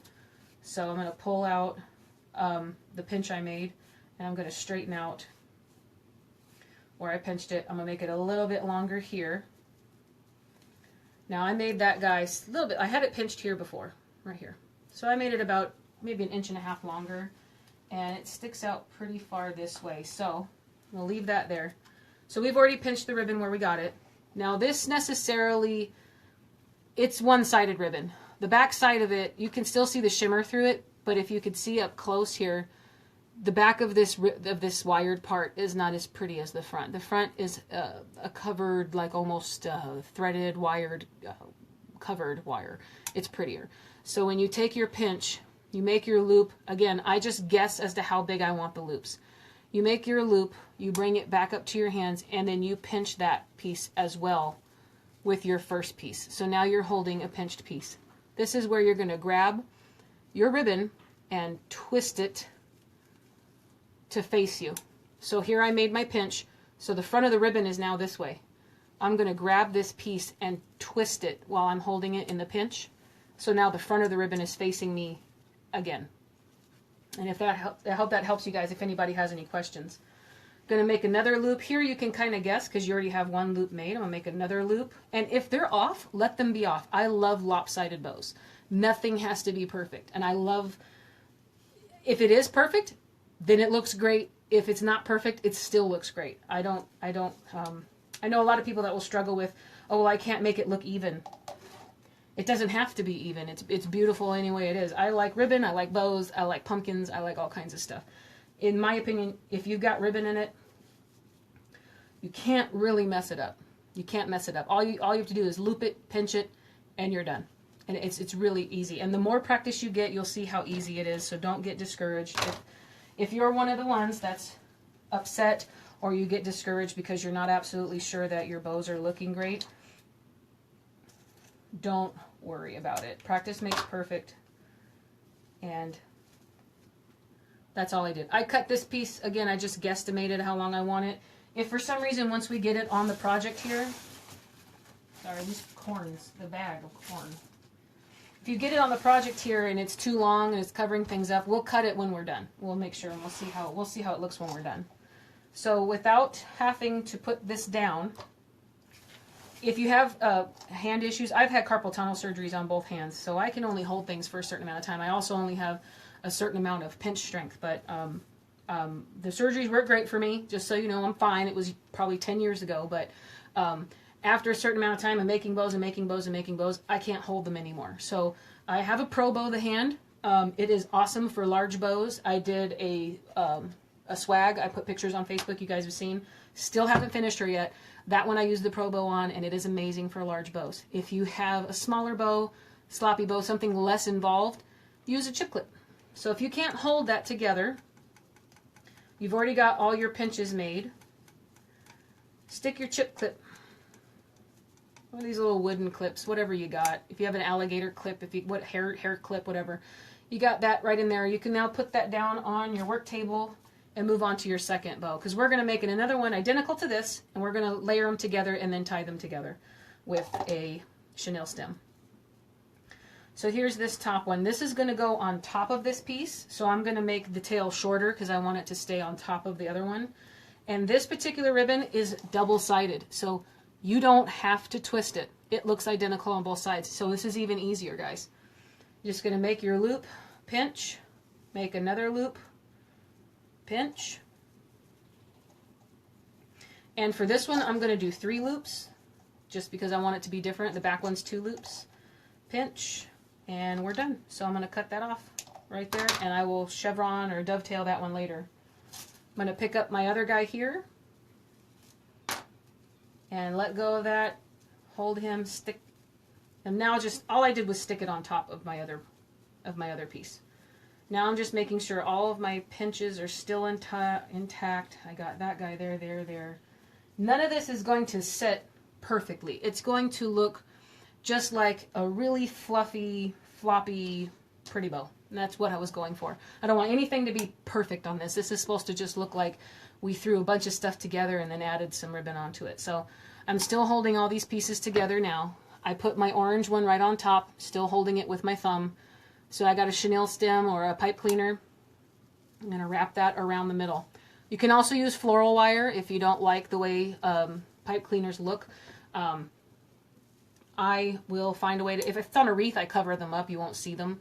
But sometimes these are a lot more easier to work with since they're fuzzy, I guess. I'm not sure.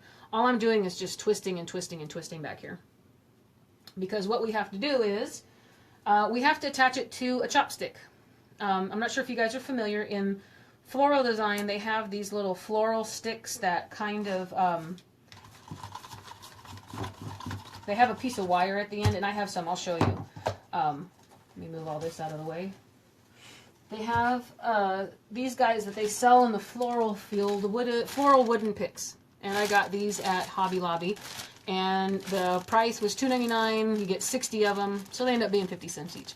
Completely affordable, especially if you need them for anything that's in a basket or a box. I have some toolbox arrangements. They're really pretty. I've used those in order to get a ribbon in it or to get a bow in it. So it's a wooden stick here. I can get one out. Just take them all out. It's one wooden stick, and then they have a piece of wire attached to the top of it. I bought these. These are not long enough for what I want to do today. At least I don't think they are. No, actually it is. Okay, so let's use one. I've had a little bit of trouble with them because the wire has come off on the top. This is a very thin wire, if you guys can see here. Let me get that closer. This is a very thin wire, but this is meant for like, these are purchased in the fresh floral area where all the other, the softer live floral styrofoam is. But they work great in the artificial craft world too. So I have this stick now. I have to wire my bow to this stick. Very easy. Since this wire is already on here, I'm going to use it, but then also you could use this wire. So if there's longer sticks, they have better wires on them and you buy them, you can use them. This wire would basically take the place of this pipe cleaner when you were making your bow. I don't think this wire is strong enough, so I did not do that. And I also had planned on using something else. But this stick is actually going to end up being the perfect length. I didn't think it would be long enough, but it is. So we're going to go ahead and use it. So what I'm going to do is I'm going to take the end of the stick here. I'm going to place it up against the bottom of my bow. And then I'm going to take this wire and feed it through the bow the same way we did, right through the middle, the same way we did the chenille stem, the pipe cleaner. So here's the wire. I'm taking it and I'm putting it right between the bow. So now technically the wire is holding the bow on. And then what you do is underneath here, I'm really sorry if you guys can't see that well. You have it underneath here now. You're going to take that wire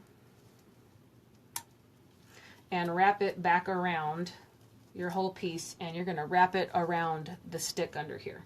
Now again, I had mentioned before, this wire is very thin, and I don't think it's strong enough to hold anything. So I'm just doing this as like a double, it's there so why not kind of thing. I'm not going to take it off.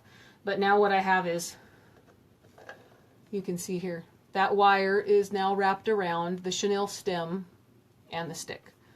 So I wrapped it through the middle, and then I wrapped it around the bottom until it was done. Now what I'm going to do is I'm going to take my chenille stem and I'm going to wrap it around this wooden stick. Then I'm also going to use some glue to keep the bow, the bottom of the bow, stuck to the wooden peg, the stick itself. Same thing as earlier, you guys know I don't want anything falling apart. I don't want anything to come off. I don't want anything to slip off, to fall off by accident. Small pet peeves of mine with florals is, you know, the artificial florals, they fall off a lot.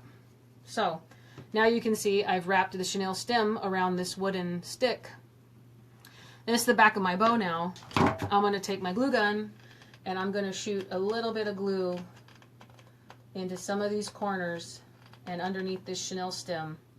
And then this bow is not going to go anywhere. It's not going to, at least it's not coming off the stick. And that's the good thing because we're going to glue the stick into the styrofoam. So the bow won't go anywhere. So when you're fluffing your bows, because remember I said your bows are going to get destroyed while you're still working on any project. If you have to flip things over, especially on a wreath, you're going to smash your bow. That's just part of making an arrangement. So once this dries, if you can see here, I just glued it up. I put a bunch of little hot glue in all the corners and little nooks and crannies under there, and once that's good and solid, that's not going anywhere. So while we wait for that, I'll just chevron this one, and then this one I wanted to wait on, so I'll just chevron what I have, and then if it's too long, we'll cut it off. Actually, Gonna save that. That would look really cute on the bottom of one of those fabric pumpkins. I got a pile of little fabric remnants. Okay, so let me see. All right, that's all dry and tacky. So now I can move around this bow. I can kind of tug on it and pull on it and move it and get these bows and get these loops pushed the way I like them. And this guy's not coming off of this stick. And this is how I have to do a lot of them for floral arrangements in baskets. So if you have a basket and we're going to, because a lot of times, sometimes you don't put bows in things. I really want a bow on the corner of this piece here. I think it would look really, really good. So there's the back of the bow.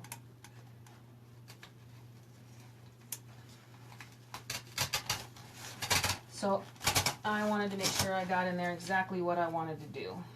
And so far it's looking good.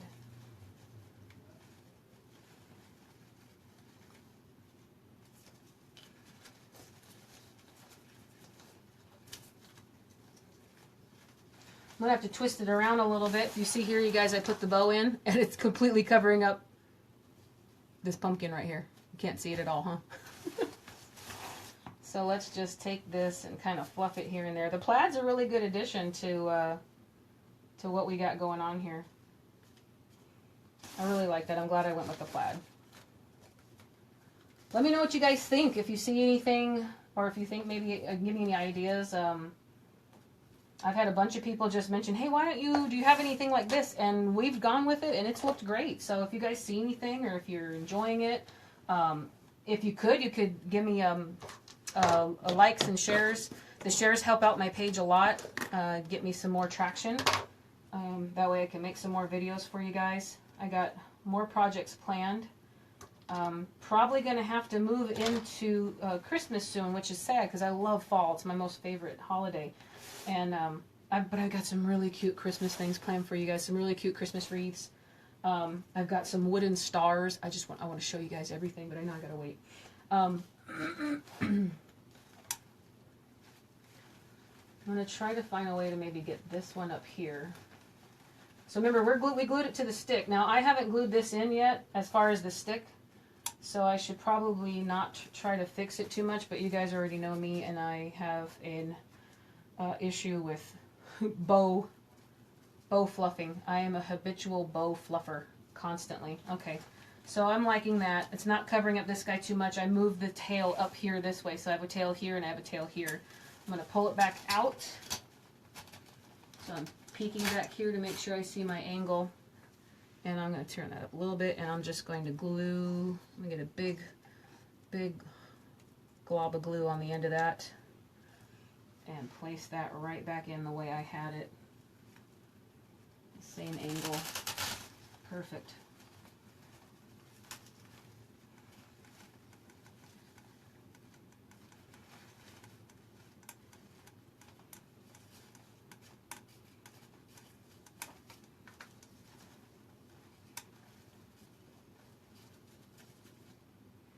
That wasn't the same angle.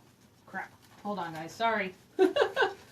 Sorry about that. Not the end of the world. Okay, I glued it in backwards. I glued the back to the front. So hold on, let me re-push it. And see again, my glue didn't set, so I'm okay. I put some more glue on the end of this here. And now I've got this way facing. That's right. That's the way I wanted it in there. There we go. And I'm going to push here on the top of the stick where I have it glued in, where all the wire and the pipe cleaner is. And it's getting stuck on that other glue in there. And now I can start messing with all of this stuff since it's now in its home and it's glued in.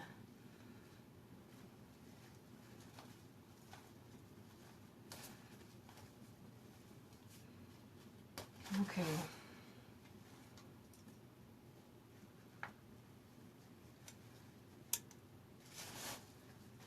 All right, guys. I'm going to put another sunflower back over here as filler, so it'll push and it'll hold some of this bow up, and then it'll actually give some contrast over here if you guys can see where my hand is. There's a big empty spot. I'm going to put a small sunflower right back in there just because I have them. Let's see. Let's take this one here. This one's a good size. every bush has small buds and large buds. Well, not every bush. This bush has small buds and large buds. So take that off and then cut the piece off here. And then kind of have to see how far in I need to do it. So I'm going to push my bow out of the way.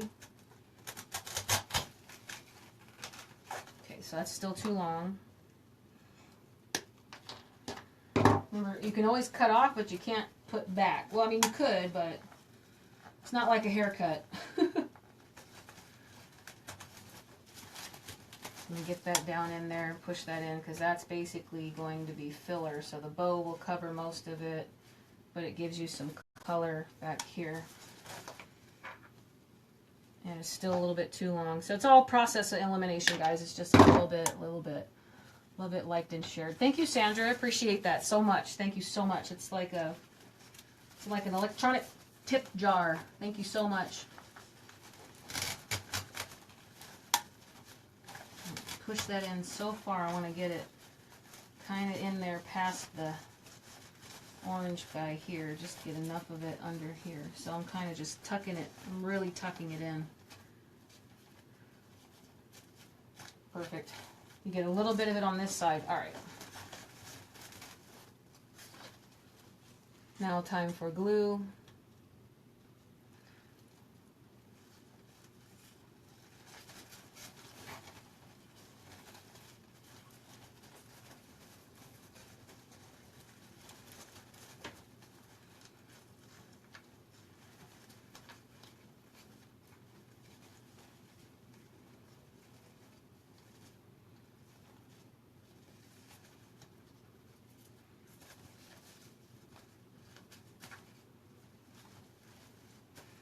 Okay guys, this is what we have so far.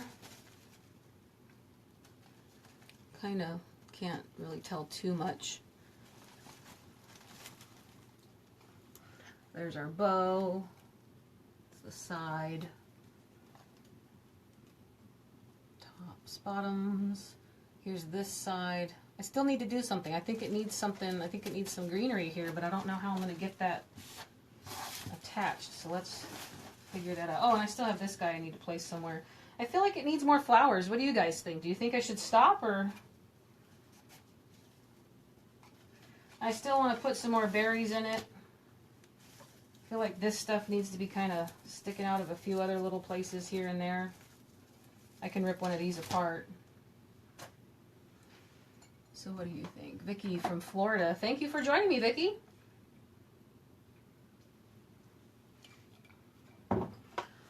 Let me see, what do you guys think? If you want to let me know, you get to be part of this deciding factor. Should I stop? Put some berries in? What do you guys think? Sometimes I think I'm going overboard, and then everybody seems to think everything looks okay. So I got a heart and a thumbs up. So does that mean we're good, or keep going? I got the bow done, but I definitely need to fill in a little bit more here and there. Like, I definitely think a flower or two need to go here. But this might be one of those situations where I'm going to have to glue the flower to the bow and the pumpkin instead of down into the styrofoam, because it's just not long enough.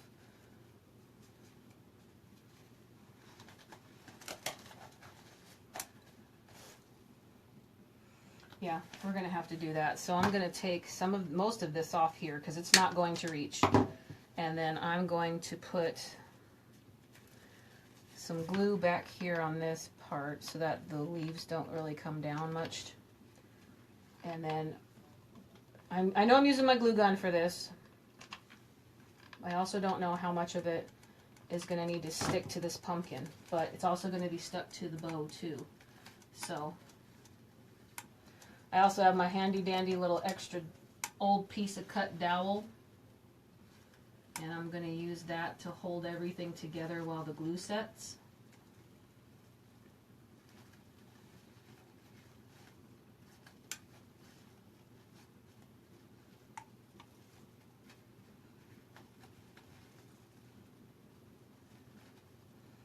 And then this is glued to the bow. It's glued to this orange pumpkin.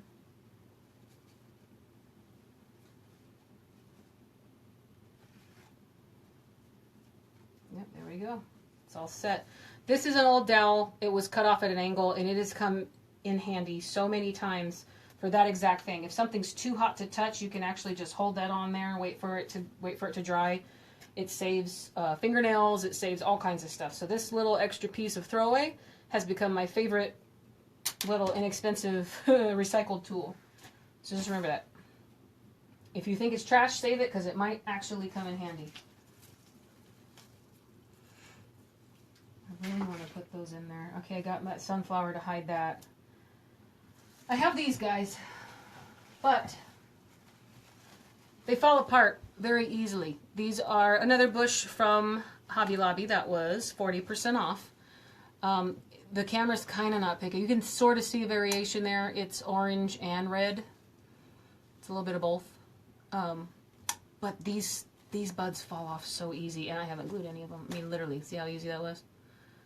When I found the bush, it was missing half of them, and I had to find another bush to repopulate this one before I bought it, because none of them were in one piece. I just don't know if I want to add these to it. I mean, I'm thinking that they're just a little bit too bright. I don't really like it.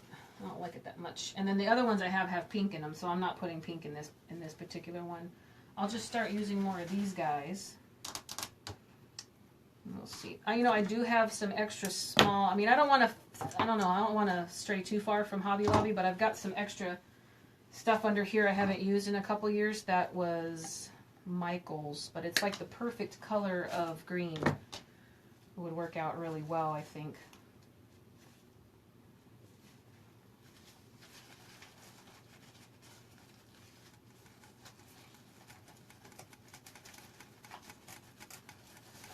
This is all going to be a little bit of a small dance, you guys, just to get into the styrofoam. So I'm sorry if this starts to get a little bit boring. It's just going to be a little bit of here and there and everywhere. Now this one I'm going to glue to the back of this gourd, because remember these are just way too they're way too thin. I got it a little bit into the styrofoam, but it just wasn't happy after that, so I'm not going to deal with it. I've got another one of these. I'm going to rip it apart.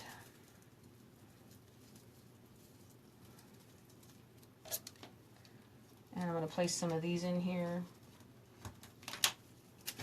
So I started out with a lot more than I'm really using. Now, after I rip this thing apart, these guys are coming off into pieces. So I'm going to have to use floral tape to keep it stuck together. Here's my floral tape. Floral tape. This stuff is like a dry tape, and it gets sticky and it activates when you kind of stretch it.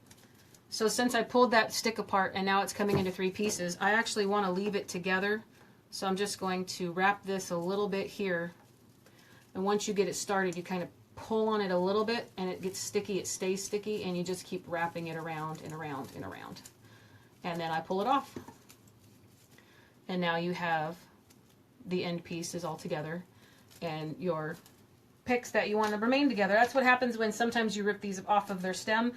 They don't like it and they fall apart. So that's just a little bit of floral tape. Saves the day. Because I need to put some more of these white accents coming out of a few different places here and there. And that's hiding that too much. So let's try and put this in here somewhere.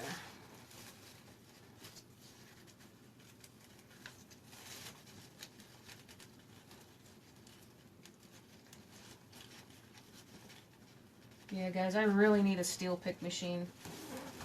I'm going to have to maybe get an early Christmas present. What do you think? Because I've got some more arrangements planned, and I'm just not willing to say no to these really pretty flowers. Some of them are they're just too weak to withstand some of the styrofoam. And then also some of them are too fragile and they melt in the glue. So you can't really get a good adhesion because the plastic or the end of the tip of the item has it's melted, and at that point, once it's melted, it's completely not. It's just not nothing's gonna. It's not gonna happen for you. You're gonna have to get a new piece. So let me see. Where did it go?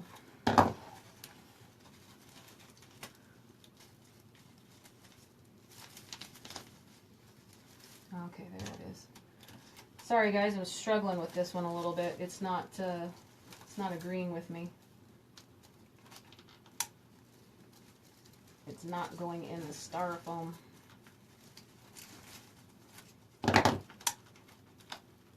But you learn something new every day, and I've learned I definitely want a steel pick. So I'm going to work on getting a steel pick for you. You guys won't have to deal with this. And then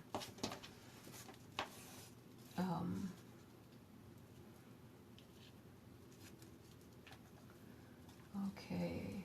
I'm sorry reading this. I would do a few flowers and berries. Perfect. Okay, so I'm going to do some more flowers and berries. Exactly what I'm going to do. Thank you, Cindy.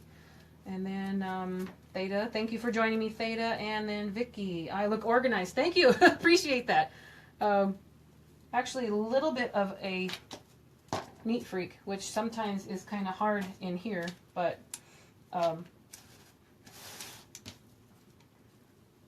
it still somehow shows through, right? Somehow I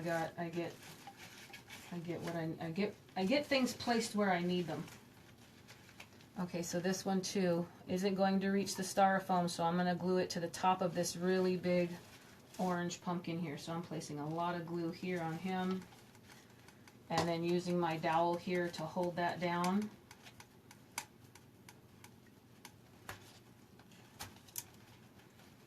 Okay, and then now that that is there, I'm not going to glue. Okay, I'll show you real quick. I put this one here on top of this guy here, so he's glued to the top of this orange pumpkin. I'm going to put another flower in there, so when I do that, I will then take this space between here, and I will, if you can see, I can get my finger in there. I'm going to fill more flowers within that, and then I'm going to put more glue and glue the bottom of this pumpkin to the flowers I'm putting on top of the orange pumpkin. That's going to create our it's going to create our base, our support for the flowers, since they won't reach the styrofoam. So this is my last little piece that I need the floral tape for. So I took that stem, I took that bush, the little three things apart off that bush, and then they started to fall apart. Put floral tape on all of them, and then let me see if I want to. Now I think I wanted to keep it circular here and then have the sprays come out this way.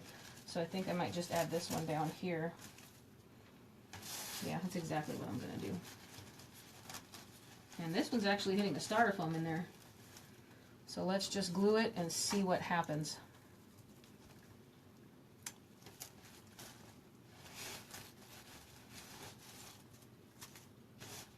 Looks good. Okay. Here's my bushes. I'm going to do a couple more of these flowers and then the berries. And then I think I'm going to call it quits on this. This is going to be done, and the bow is in a good place. The greenery is in a good place. I'm very happy with how all this turned out. I got more of those gourds and pumpkins in there than I had planned on it. I didn't think I'd be able to put as many in, so that's actually turned out for the better. It's really good. Didn't get my acorns in there. Also, what would look really good would be like cattails, which I don't have any of. But if I had some cattails, I'd like to stick a few cattails in here. Or wheat, little stalks of wheat. That's very fall and Thanksgiving and autumn. And cornucopia and horn of plenty-ish. That's classic for that kind of stuff. So I'm going to take a risk. I'm going to cut this one off short. And if it doesn't work out for this project, I mean, I'm not losing out on anything. I'm going to definitely get this. And, yeah, I'm not losing out on anything. This is going to definitely still be used if I can't get this to go into this project the way I'm feeling it should.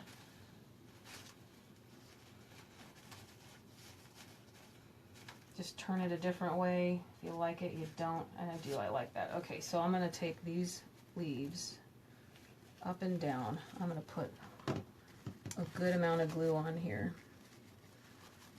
And I'm holding the leaves up. I can't show you guys my glue pot, but I'm holding the leaves up as I put glue on it. So I'm holding them apart to keep them out of the glue.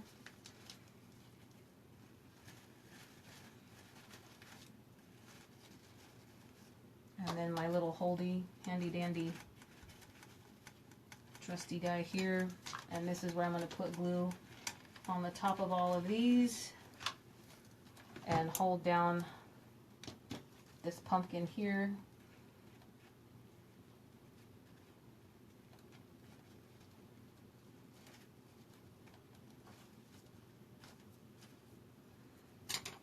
Get that guy in there like that.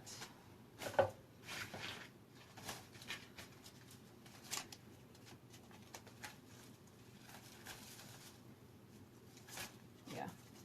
This little stick here earlier I cut off, I didn't think I'd be able to use. I have found a home for it, and I actually just now saw I have a space right in here that I need to cover up. I can see right straight through into the styrofoam. So it's always good. Take a look at your work from different angles. If you can see through it in any kind of place, you got to find a way to cover it. Now I got to shove, I can probably put some more flowers right here.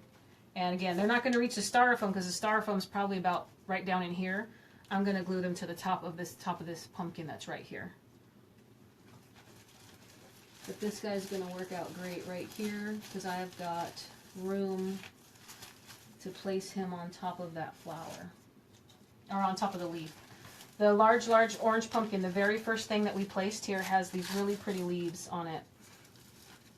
And they're actually working really well, providing the support I'm going to need to place this guy in there. So I'm going to place lots of glue on the end of this and slide it right back in there and get all that glue on the leaf.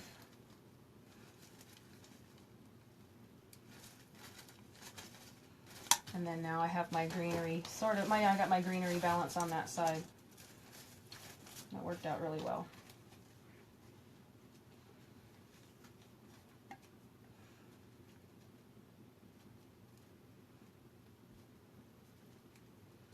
These guys aren't sliding very well tonight. They're being a little difficult.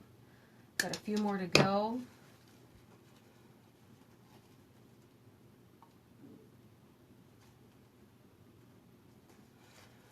Let's see, Vicky asks, do you have an idea what you're going to do before you start the project, or you just go with what looks good and feels right? Well, I usually have an idea, but sometimes the idea is dictated by what's available in the stores or what I have in stock. When a few people had asked for this cornucopia idea, I knew I had this basket, and I said, absolutely, I would love to do one because I had never done one before. What I had to work out was what was available, and so I knew I needed to get to Hobby Lobby right then and there just to see what was left. Because in my opinion, Hobby Lobby has better artificial gourds and pumpkins. Theirs are very cute. Now I had a lot, but some of the stuff I had was glittery, and I knew I didn't want to go glittery. So it's just sort of like you have an idea, and then we'll see what's available in the store to see how well you can stick to your original idea. Sometimes you can't. You just don't have that choice, and then sometimes it works out great. I bought a lot of stuff, but I only didn't use 3 pumpkins, so that could be in a much smaller arrangement, and it would look fabulous. You don't have, there won't be any, there's no risk of wasting in the craft room as far as I'm concerned. I've got pumpkins and gourds and different berries and things that are all left over from other projects, and it always works out something smaller, a little tiny wreath here and there. I have a very small pumpkin wreath with a lot of leftover stuff that's listed on my Etsy page right now. I think what I'm going to end up doing is using this whole bush, which is not a bad thing. I don't know that I actually have a plan unless it's just basically one main idea, and then I go from there. There's been times I've had to scrap things too. I just couldn't get it to look right, or it's not turning out the way the customer preferred. So I've had to walk away a couple times and then come back to it another day just to see. But I haven't had many orders yet, as opposed to just spontaneous ideas. The wreath behind me, that one was a spontaneous idea, but that was because I had so much inspiration from all of the teal. I mean, even this shirt, even the teal that's going into orange and fall and Thanksgiving this year. So much blues and teals. It was just so gorgeous. I was like, okay. And then there was so much supply of everything available that I didn't have a problem finding anything. You know, I mean, there was so much available. I didn't have any issues finding supplies to make them or finding blue pumpkins, teal, anything. Of course, teal is a very popular color to begin with, so it was very easy to find supplies, and even on clearance, because that wreath that I made before on my last video, that was pretty much almost all Michaels. All the flowers were Michaels. That one orange pumpkin, that was Hobby Lobby, of course, because again, they have the best looking faux pumpkins and artificial gourds and pumpkins.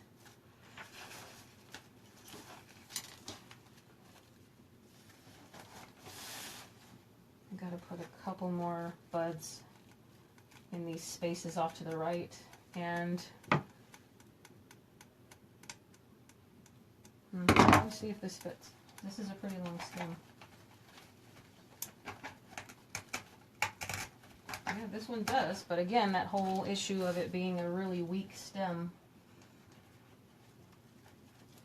Just got to get the proper leverage down on the bottom of it. I'm turning away from you guys real quick. Hold on one sec.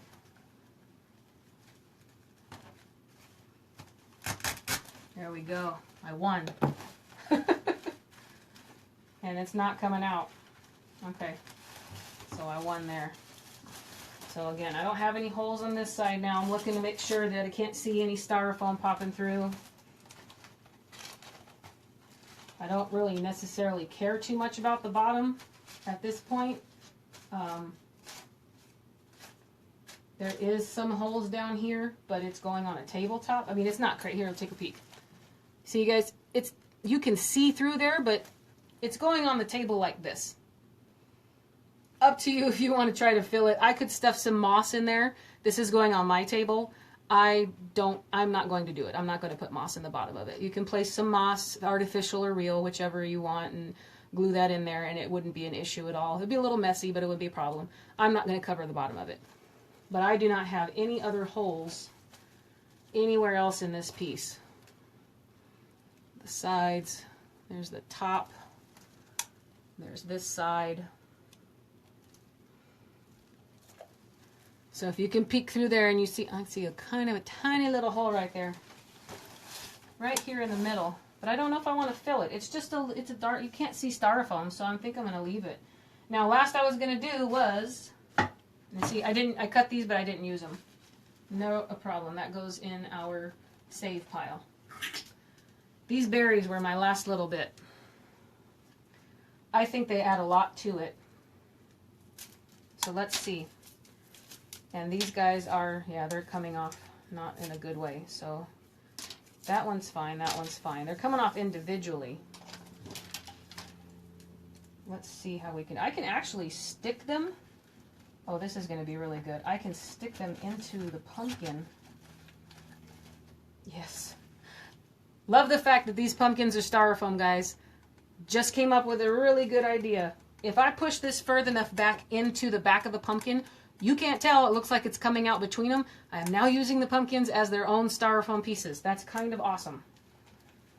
And that makes me really happy. Yeah. And I mean, I'm not one to leave stuff not glued. But that guy's not coming back out, so I'm not going. You risk, if you pull it out and it's not going to come out, and you know you want to leave it back in the same spot, you risk making the hole too big and then it won't go back in. So I'm just going to leave that there that way, and I'll show you guys in about 5 seconds. I got some more stuff I'm going to place in here, and I'm just super excited about this. I've got enough space in all of these areas here that I can hide them. I'm going to need a little bit sharper. This guy's a little bit too weak, but I'm going to need a little bit sharper of a wire. Remember, I told you save all of your good stuff. Hold on, I'm looking through my, here we go. This was from a Christmas pick. This is super strong metal that was in a pick. I took all the plastic off of it and I saved it. And now this is going to be my poker. Is I'm going to put this guy coming out of here on the back of this pumpkin here. This is so awesome. I'm so excited about this, you guys. And only because this pumpkin has some thick skin, has some thicker coating on the outside of it.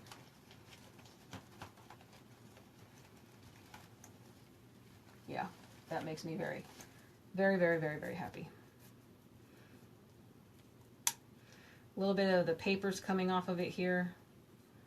So I'm going to get this one, I'm going to glue since it's sticking up straight. And I'll show you in one sec the hole I made and that the flowers cover it. Oh, so excited about this. Those little happy accidents that you come across that you can't, like, I just get excited over. It's like I didn't plan on it, I didn't realize it, and I was almost upset that I wasn't going to be able to find a way to put these on here, and now that I know, I'm just excited. Sorry, I'm a little excited about it. Who's excited with me? This is going to change a lot of good stuff as far as using these as their own extension of styrofoam. Super excited. Here, I'll show you what I got so far. This berry piece here and this berry piece here adds just enough, if you can kind of see here and here. I'm gonna get some really good pictures with my studio lights out in my entry hall so you can see against the wall. These berries are so cute, and they're actually stuck into the pumpkins. They're not coming out. So excited about that. Let me see if I can try and get you a good angle on that one. That stem goes right into that pumpkin, and you can't even tell. You can't tell. And this guy's hidden even more through the extra flowers and the leaves that I have over there on top. I'm sorry, this guy up here. There's flowers and leaves up here. You can't see that I put it into the pumpkin. So that turned out so great. So happy about that. So here now, I'm just probably going to use, I'll just use up the rest of this. This was actually this was left over from another project. Now see, look, this stem that all I took those off of, let me show you something. Look how thick that wire is. That is a really good wire for this exact reason, poking the holes in a thicker piece of pumpkin to get into that styrofoam. I'm going to unwrap this whole thing here because all of this is trash. You can cut it all off. I mean, if you can see here, it's just literally coming right off. I'm going to take the time later to save that because that's going to come in handy. That's why when you're done, maybe throw everything in its own separate pile and then go through what you think is garbage, and you'll find some really good stuff to save later. And then all these little berries, they're so quirky that you can just bend them any which way. I like to put a little bit of a zigzag in them. And again, after you store this, things are going to, just like your boat, it's going to get moved around. It's going to get bent up a tiny bit. It's going to get, here and there, it's going to have some small, it's going to get bent. It's going to have its issues, but it's nothing that you can't fix later. And again, it's another thing. I have to figure out how I'm going to store this puppy. I have a couple extra empty bins in my garage, which is weird. I figured that out when we just took our stuff down. I didn't realize I had empty bins, so that means I can buy more pumpkins. This guy's going to have his own bin. It's just going to have to. He's going to have to. These two I want to keep together. I like the way they branch out, so I'm going to grab that floral tape I used earlier because they're not sticking together. The floral tape I used earlier on that piece, I'm just going to do the same thing on this one. So you wrap it around, and you have to stretch it as you wrap it so that activates the sticky part of it. And then you just pull it off, and those guys are bonded for life. So what do we got here? Yeah, I got you guys. You guys are cheering for me. Thank you so much. I appreciate that. I'm happy that you're happy with me. It feels good to know that other crafters are just as excited as I am. Worked out so well, didn't it? So just these berries, and I'm gonna call it quits on this guy. He's beautiful. And see. All right. This guy's bending. Just, little difficulties. Hold on one sec. Just twisting this with my pliers. And then, here it is. My stick from earlier.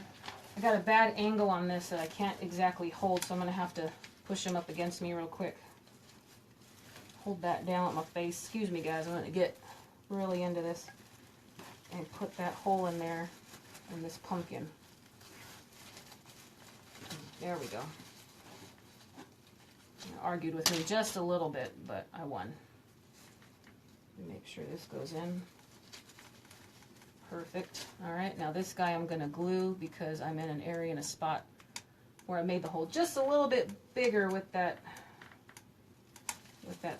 extra piece. Okay. Lay them back down, and the leaves underneath there cover that. That's gorgeous.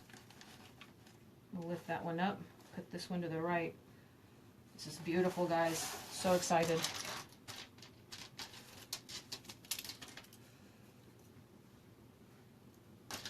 Let's see, I've got 1, 2, I've got 3 pieces left and we'll be done. So as we're winding down here, guys, is there anything else you guys wanted to talk about, or is there any other ideas maybe you were thinking you wanted me to try? This is my Facebook Live, so you guys can talk to me directly and I can plan them all out. Thank you for the hearts. I see them coming through right now. I really love that.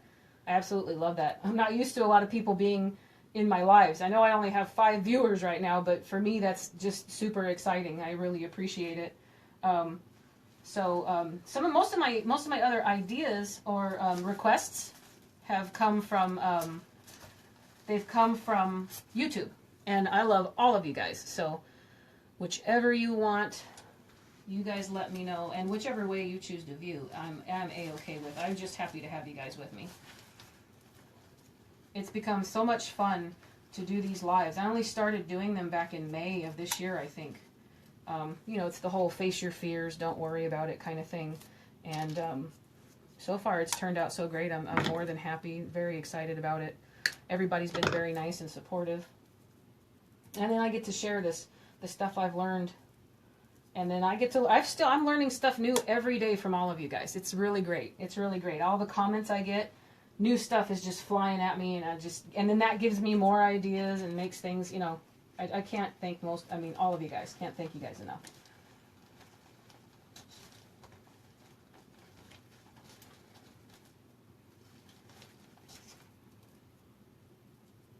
Okay, this one, again, the stuff is coming off of the bottom, so I'm going to have to argue with it just a little bit. Okay, I'm going to turn this one around because I got to go in the back of this guy here. And I'm going to be able to use this. There's a leaf right here. There's a leaf right here coming from these flowers I glued in. That's going to cover up where I'm placing this in this pumpkin right here. So I'm putting a curl in my end here because I'm going to stick it into the styrofoam from the pumpkin. I'm going to scoop it in just like that. Easy. That one just like butter. Popped in real easy, so let me get some glue on that puppy.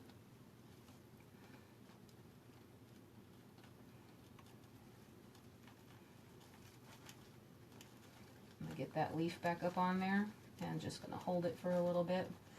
The glue's not too, actually never mind, it is hot. It's a little hot there.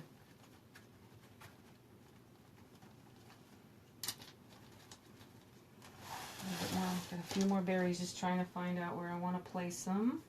I got 2 more berries.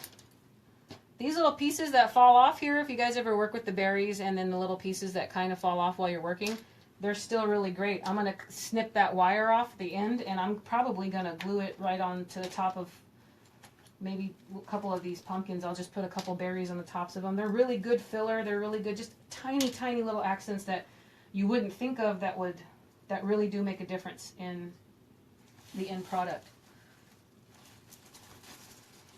Now I want to place this one coming out here, but I don't have a pumpkin. Yes, I do. I got a pumpkin right down here. So this one's going to work out on the top of this guy right here.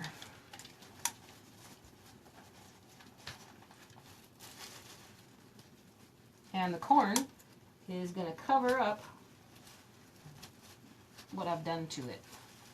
Perfect. And now I'm not pulling that one out because of the position of the corn. I gotta push my little thing in on my glue gun here, and I'm gonna shoot the glue right at it like that.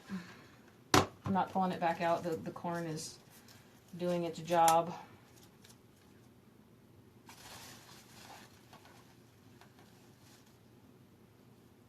Put another bend in it like that. And then one more, guys, and we're done. Where should I place it?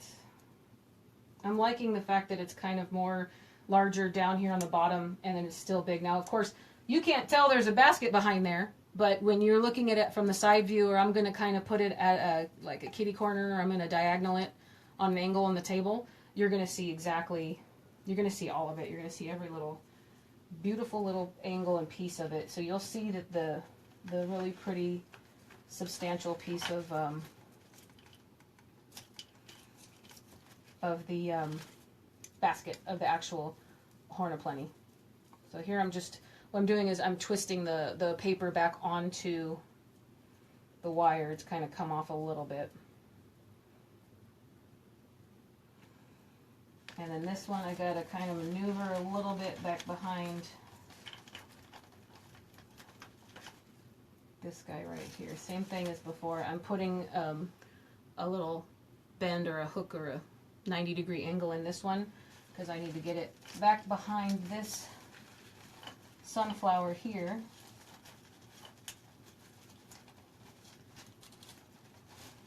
Okay, it's going to argue with me a little bit, so I'm going to cut it, get it a sharper piece there, and then I'm going to try to get this back behind here to put a hole in it. There we go. All right.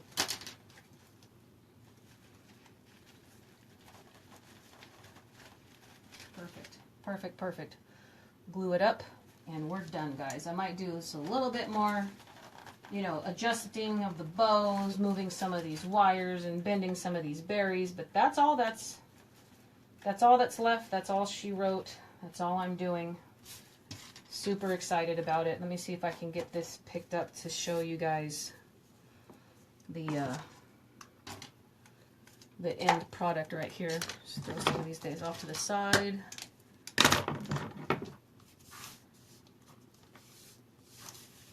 Those are the little berries I'm going to save.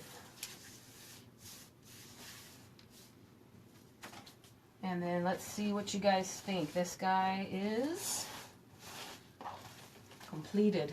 So here is side view, back view, the cornucopia. If you decide to make this a centerpiece, what you can do is I would buy more faux pumpkins and just kind of place them around the outside here. Maybe set it on a big bed of raffia on top of a table runner. And then you got some raffia coming out. Don't put candles around it, but some raffia and maybe some tall candle holders above it with LED candles on your table so that if you think the back is a little boring, but here's the back of your guy. There's a side with the bow. And again, I haven't messed with this bow as much as I normally would. When I take the pictures, you guys are going to see me. You're going to see a picture of a bow that has been fluffed for probably about 20 minutes, 30 minutes. I'm habitual at doing that. So there's your little bit of greenery. Top piece there. Top piece there. Here's the top of it. Top.